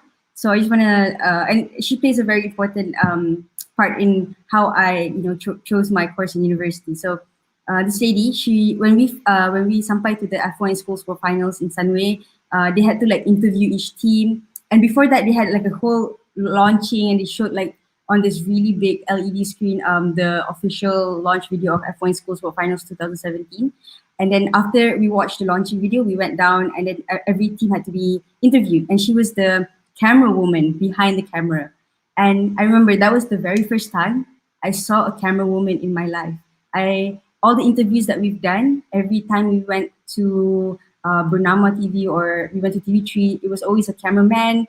There was a lot of female journalists, but I never saw a female videographer or photographer before. So after we did the interview with her, I went back to the behind the camera, gave her the microphone, and I said like something along the words like how many teams you have to interview. I did small talk, and then we ended up talking about the official launch video that we saw in the big hall. And she said that video was edited by her, and she's didn't sleep a whole week editing it. And I thought like that video was super amazing. It was one of the best videos I've ever seen in my whole life, and it was edited by a female. And I just thought like because I know I've done all this work from Synchro, I've done all this video editing, all the enterprise portfolios, but I never really saw myself doing this full time because I never saw another female out there doing this in the real world. So when I saw her, I just thought to myself, in the future, I just want to be like her. I want to be a female video editor. I want to make very compelling visuals that tell stories and that can really market a event or a event. And I think from there, can we go to the next slide? When I finished school in 2019, I was 18 years old here. I started applying for my university. I applied for my diploma in new media, MC 111. That is something I will talk about in my next slides. But I also started my journey freelancing as a videographer, and I started being a speaker for public speaking and video editing workshops. And I really do miss having workshops because back then me and my siblings, we would we love we're just really like children people, and we love talking to them and I don't know, just like teaching them what we know. So back then we did a lot of public speaking and video editing workshops, And I also freelance as a videographer to do shoots for weddings, for birthdays, for akikas. And now since COVID happened, there's not many physical events, but I do get the opportunity to do editing from home, and I must say it's still a very much stable job. At the bottom right, that was a short documentary that I made last year, 2020, for Takaful, where we shared, where they wanted me to like make a short documentary about financial problems in D40 communities. That was the same in the middle picture. That is the same thing. We did workshops, and on the left is when I was in Hanoi in 2019. I was the finalist for the ASEAN Youth Video Competition, and I represented Malaysia to Hanoi. So this competition was under ASEAN Foundation, and even though like I didn't win the competition, but right now I'm still working with ASEAN Foundation as their local videographer in Malaysia, because of the restriction bans, we can't travel abroad and stuff. They usually have their videographers fly into different ASEAN countries to do interviews and stuff. So now I'm their local videographer here in Malaysia. Okay, so next slide. And these are all the brands and all the companies that I have collaborated and worked with. And why I'm showing you guys all this is because I want to tell you and I want to show to you guys that it is definitely possible to make a living studying media or studying multimedia. These are all the brands that I love working with: DG, My Digital Maker Fair, Cybersecurity, Monsters Among Us, there's FWED, Takaful, and Aros Academy, Humans of KL, ASEAN Foundation, Project 7, Smart Home, Airbnb, MassCom, my MassCom faculty. Right now I'm studying new media, but it's a very new course under MassCom. And back then MassCom was all about broadcasting, journalism, and PR. But now they have a new course called MC 111, where we study website design, graphic design, animation, and even game development. And I really want to tell you guys about this because I think a lot of people don't know about MC 111 yet. And I've also worked with companies like BKL and Lilith from Fashion Valley. So there's a lot, there's actually a very big branch in videography and photography. If you want to jump into this, you can do portraits, you can do landscapes, you can do architecture photography, you can do product photography, you can do food and beverage. There's so much, and there's definitely a big demand for this kind of work. And below there, you can see Nottingham University Malaya and UiTM. Those are the universities that I have collaborated with, where I've done sharing sessions and even workshops for video editing courses with the students there.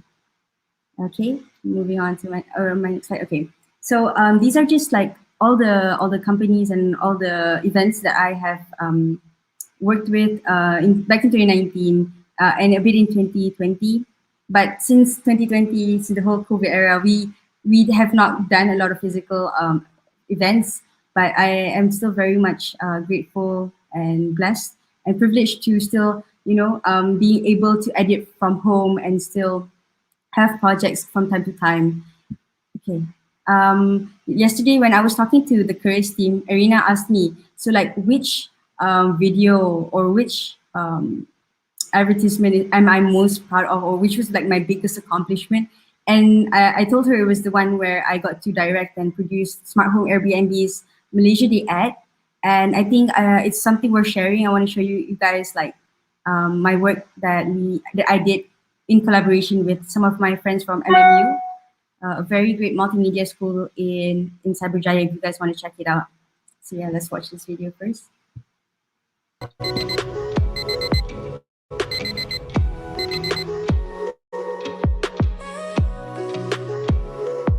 Okay Google, turn on the lights. Okay Google, how do I have plans for today? Good morning. It's currently the 16th of September 2020, also known as Malaysia Day. Do explore Shah Alam's famous attractions, and we hope you enjoy your stay with us at iCity Smart Home Airbnb. Okay Google, what time does the library open? Library opens at 9 a.m. today. Okay Google, play Odessa Loyal.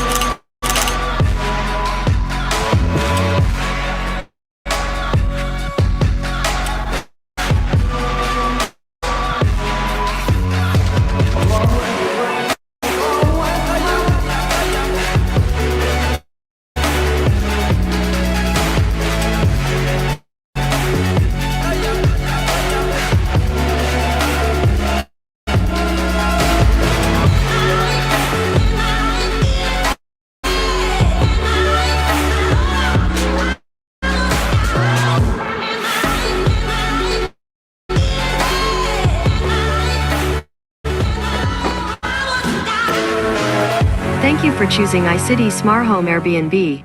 We hope to see you again. Right, so that was, we made that in September 2020.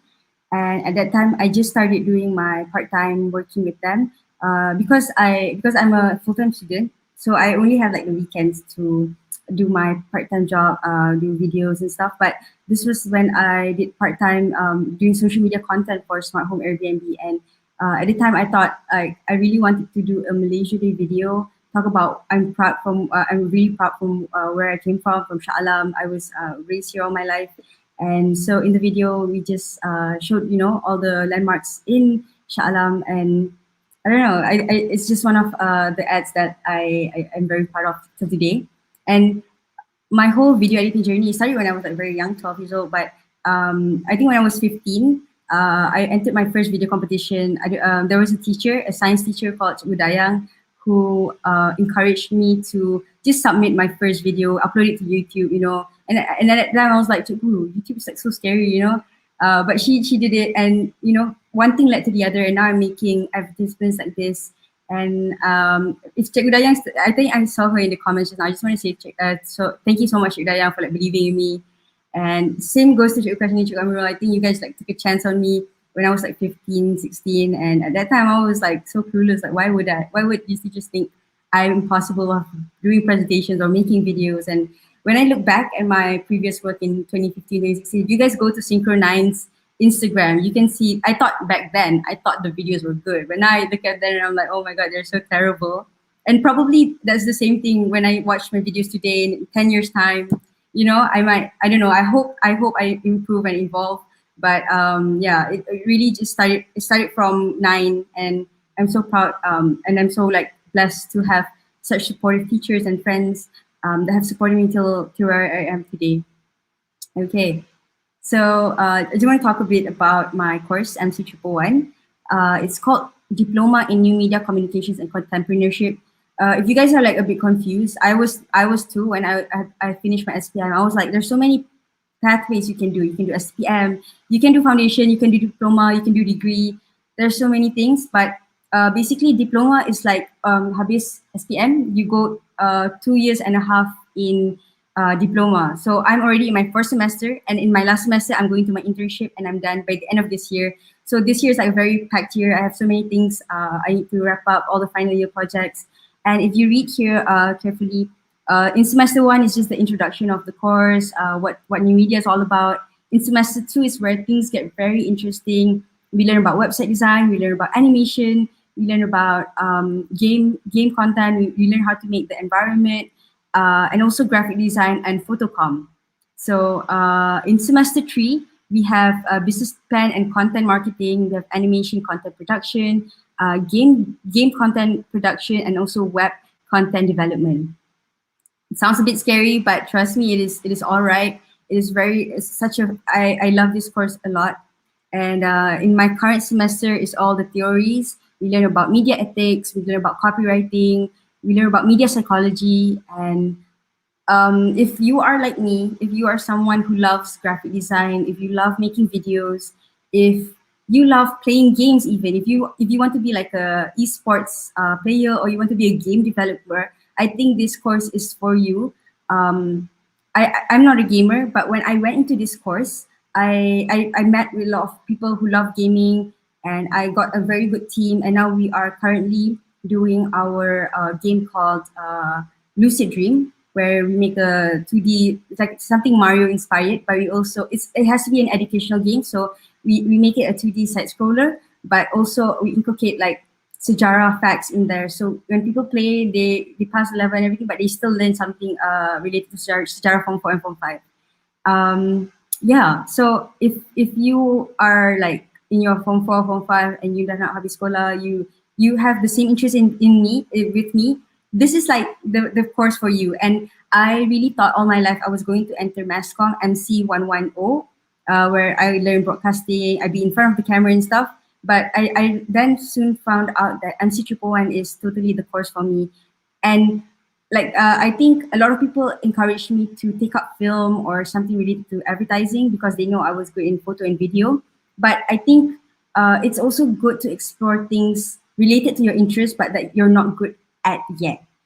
Because of this course, now I am developing a game and I'm also coding websites, and I learn how to use softwares like Unreal Engine, Maya. I learn all the Adobe softwares, and it's been a very big learning curve. And I really highly encourage you guys, if you want to try out, try out something new, like new media, totally go for it.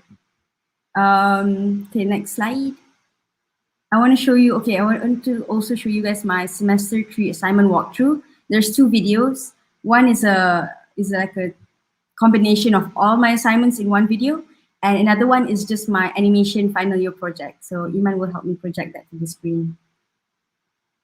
And then I'll talk about it later.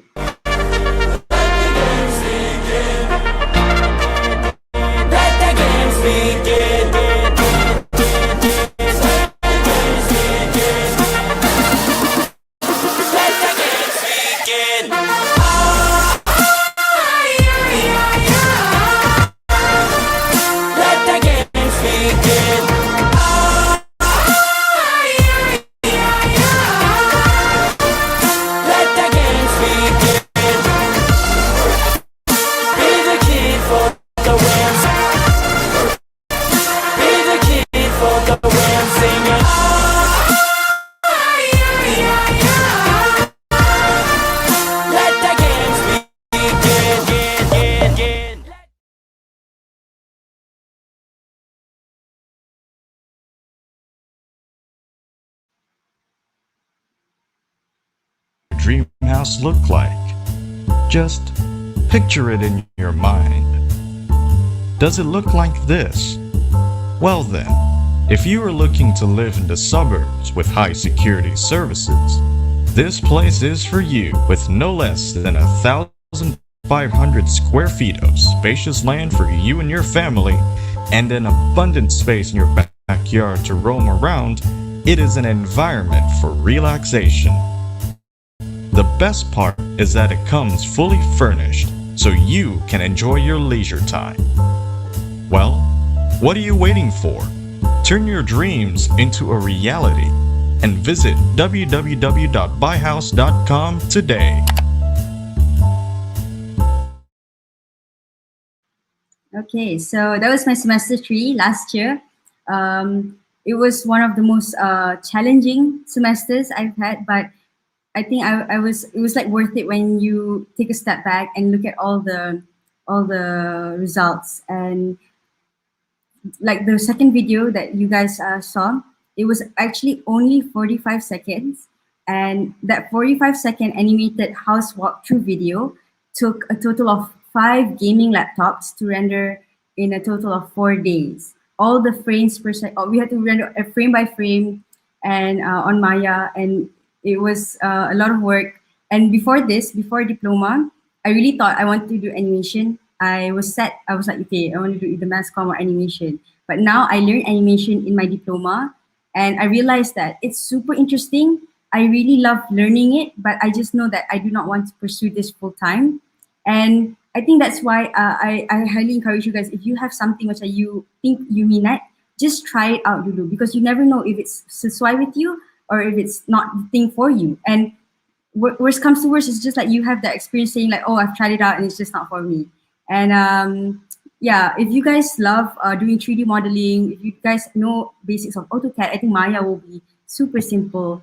And it was really fun. If you also, when you go into university, I'm sure you will find a lot of people who have the same interests as you, and it will make the whole learning experience a lot more enjoyable. Okay. Okay. Oh my God. Okay. My slides are a bit cropped, but it's okay. I just like wrote like something 20-year-old me wants to say to like 15, 16-year-old me. Because 5 years ago, my whole life revolved around F1 in schools. Pagi pergi sekolah, and then like habis sekolah, I would like sit with my teammates, we would discuss, work on our enterprise portfolio, and then petang we would go to our sponsors, present, malam continue doing that, and it was like everything revolved around F1. But now 5 years later, I'm currently like making my way into the creative industry, and alhamdulillah, I really love it. I cannot imagine myself doing anything else. So I have like 3 advice I want to give you guys, but they're in a form of memes. I know this is super not professional, but Arina told me this session was santai, so I was like, okay, I'm gonna bring in my memes. So the first advice I have for you guys is about uncertainty. Okay, next slide. So especially in the era of COVID, right? There are a lot of people who lose their jobs. And there are a lot of sectors who are affected. But if you are someone who wants to do multimedia, who wants to do arts, or you want to explore something related to, I don't know, sound engineering, anything related to the creative field, I say go for it. It's really uncertain during this time. A lot of people are very much affected, but I swear you just got to trust the process, take it day by day, and you cannot compare your journey to someone who's already, in their 20th year or their 30th year, because I find myself doing that a lot. I see like people already working on music videos, on their first short film, on their feature film, and I think like I want to do that now, but I just know that it's not possible. So if like, I don't know, if like 5-year-old me were to see like the new smart home ad that 20-year-old me did, I think she'll be pretty proud. And so at that time, in 15 and 16, I was still very uncertain, like where will life lead me? But you guys just have to trust the process, take it day by day, and eventually life will lead you where you need to be at the right time, at the right place, with the right people. Okay, my second advice to all of you. So there's a lot of like stigma and a lot of prejudice towards this course, saying that if you study media, if you study mass comm, you're not going to get a proper real job that pays really well. But I'm here to tell you that is like the funniest thing and the biggest lie I've ever heard. I'm still studying, and I still get to do my part-time jobs, and I still get to have my monthly income. And I think for all of you, and I know a lot of my juniors who are very much talented in video editing, you guys are already starting your own freelance work at such a young age, and I'm so proud seeing that on Instagram when you guys update. So one thing, I think if you want to do something related to the creative industry, totally just do it. Forget the naysayers. It's such a rewarding field, and if like I think Boyo, like seeing he has 5 years, or like he's been editing since he was 9. I'm pretty sure he will make one of like the best graphic designers in Malaysia. He's gonna work with really big brands. He knows his stuff. Like listening to his slide just now, like I'm like, wow, I never really thought so in depth about a logo. So that's just how you know you're good. And I have no doubt that all you guys, Keris, Raya, Rimao, when you guys go into industry, if you want to pursue this, you guys are going to do awesome, because at your school level already, you are making really, really great content. You're building your portfolio, and I just want to say, never stop and never let anyone tell you that this can't earn a living. Okay. And the last one. Yeah, this one is about when employers want 10 years of experience before you turn 20. Some people said like 15 years old is already early for me to start my career and stuff. Like 12 years old, I started video editing. But if you can start earlier, like 7 years old, 8 years old, I say go for it, because the more time you have, the more years of experience you have, and the more people will value you, especially in multimedia or in the creative industry. You have more in your portfolio, and you have more you bring to the table. And there's a saying, jack of all trades but master of none. In media and in multimedia, if you know more, if you have more skills, that makes you like a better candidate. Say I am a media student, but I also know videography, I also know design, I know how to code websites, I know how to make I don't know, compelling slides. That just adds more value for me, for someone to take me as an employee.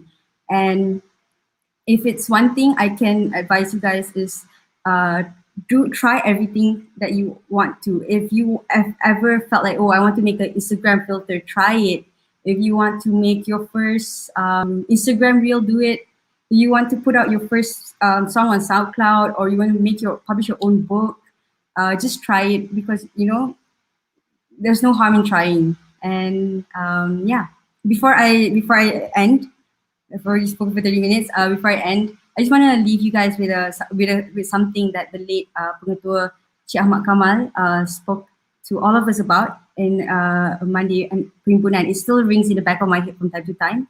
He always reminded us that walaupun kita daripada sekolah biasa-biasa, dengan latar belakang biasa-biasa, daripada keluarga biasa-biasa, tetapi usaha kita yang membuatkan kita jadi luar biasa. So that was his advice that I took with me throughout my F1 journey, throughout my university life, and even when I work. So remember those words, and thank you very much. Wow. I don't know what to say. I just want to say wow.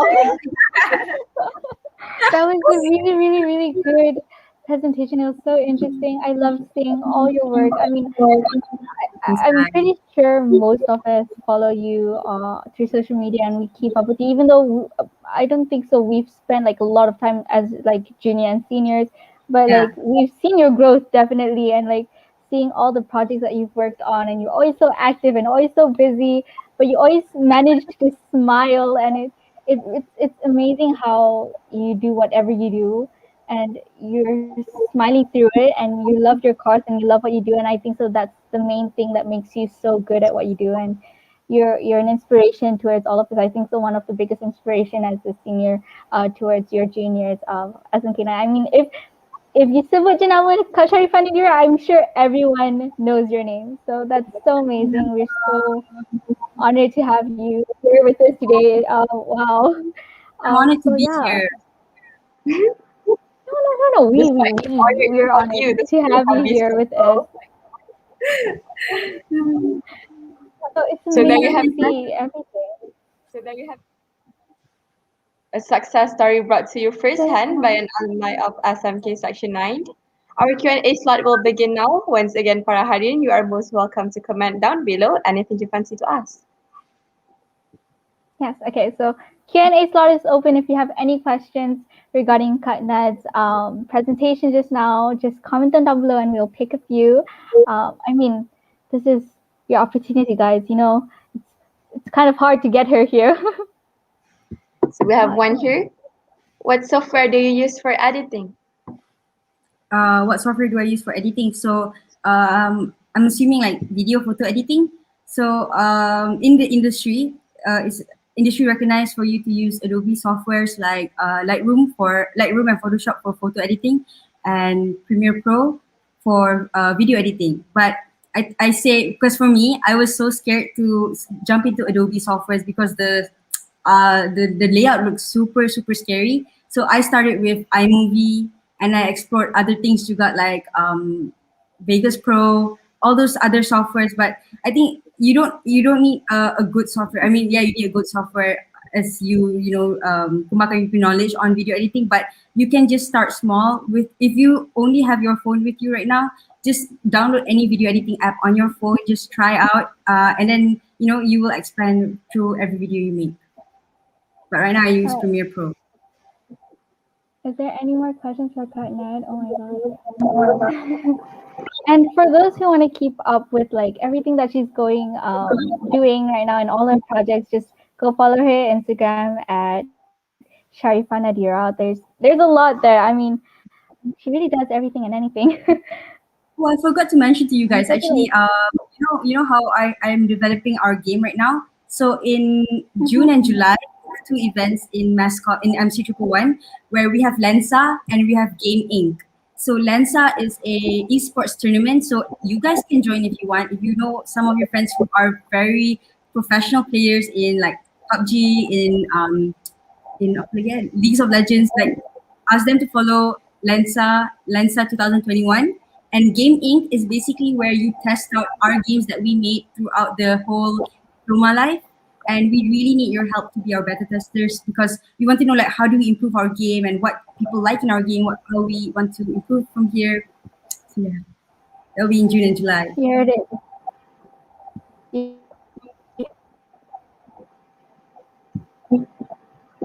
Game. I don't think so. Like, I'm sure 5 years ago, or like when you're still in Formula One in schools, did you ever expect that you'll be doing what you'll that you're doing now?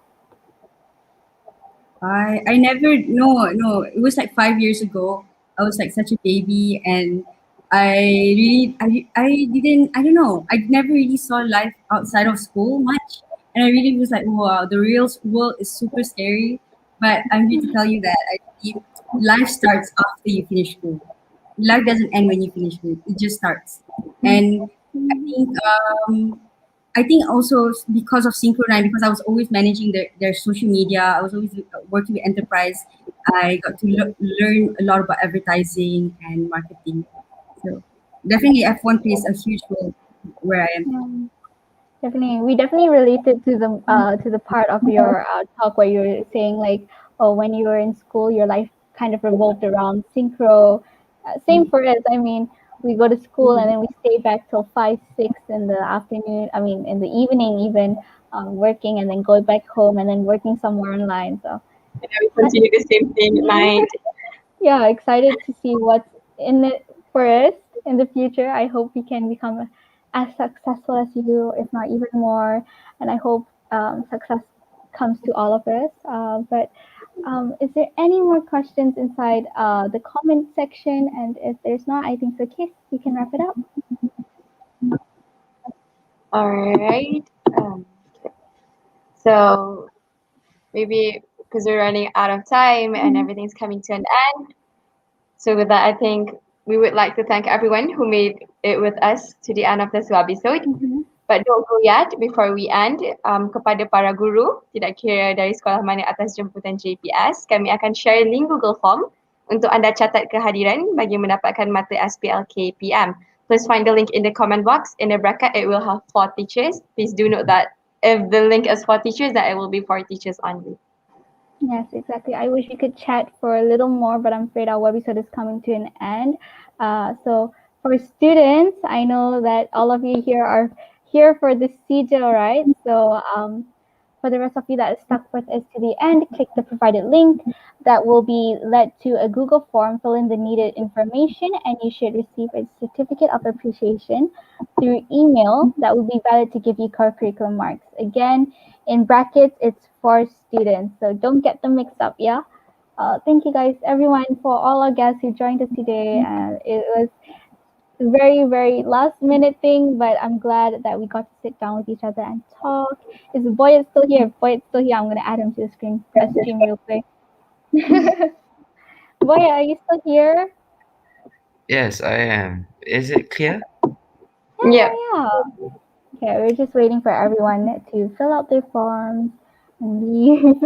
Thank you so much, everyone. Thank you, speakers, again, for joining our journey to the World Finals. We really appreciate it so much. And so sorry that we took your time and took your sleep away from you, because we know how valuable that is. So again, thank you from the bottom of Keris's heart.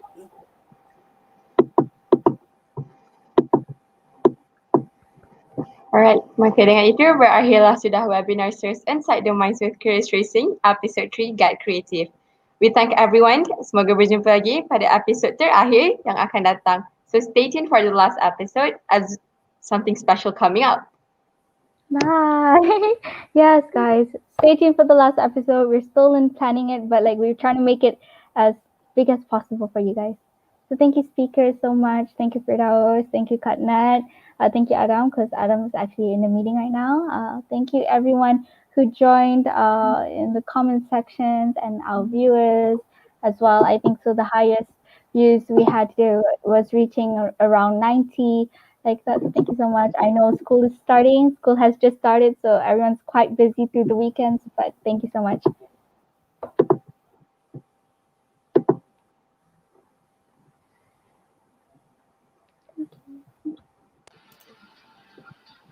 All right.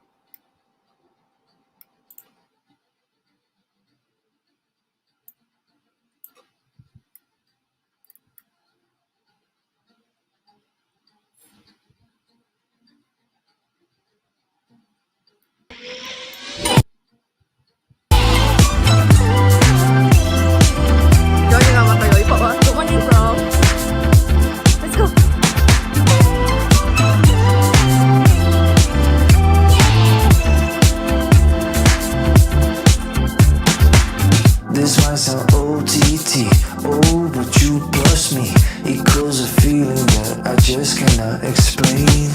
Hey, BRB, oh, and I'm in R3. I need a minute to myself to comprehend. Why did I just see through my eyes for me? 'Cause I can't believe she's talking to me. I'm sat here just hoping my dreams come true. So are you? Just dance. Wrap both your arms around my body and dance like you were with nobody. I could not care what anyone thinks. Definitely not after those drinks. I found my weakness in the shape of you. There's a kind of sweetness oozing out of you. What is going on?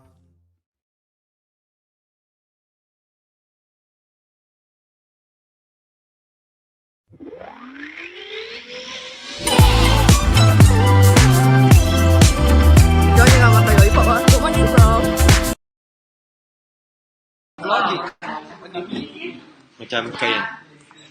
Assalamualaikum. Me and Aiman. Assalamualaikum warahmatullahi wabarakatuh. I'm your Nonzul. Yeah.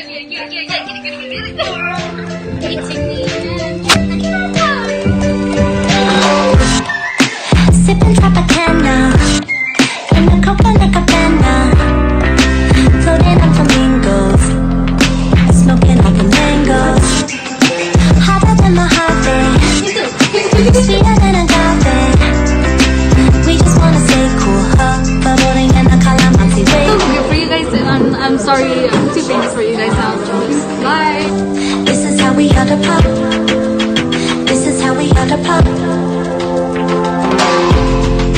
Hi, yeah, I'm astronaut. This is how we are the pop. This is how we are the pop. This is how we are the pop.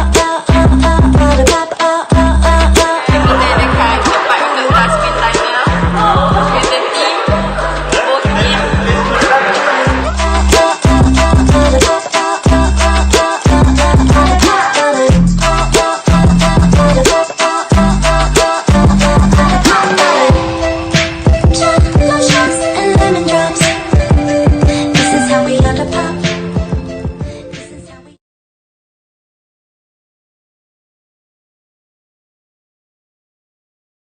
Let's go.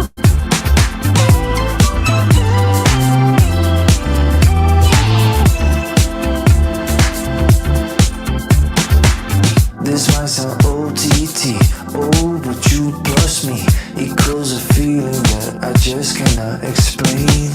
Hey, BRB, oh, and I'm in R3. I need a minute to myself to comprehend. Why did I just see through my eyes for me? 'Cause I can't believe she's talking to me. I'm sat here just hoping my dreams come true. So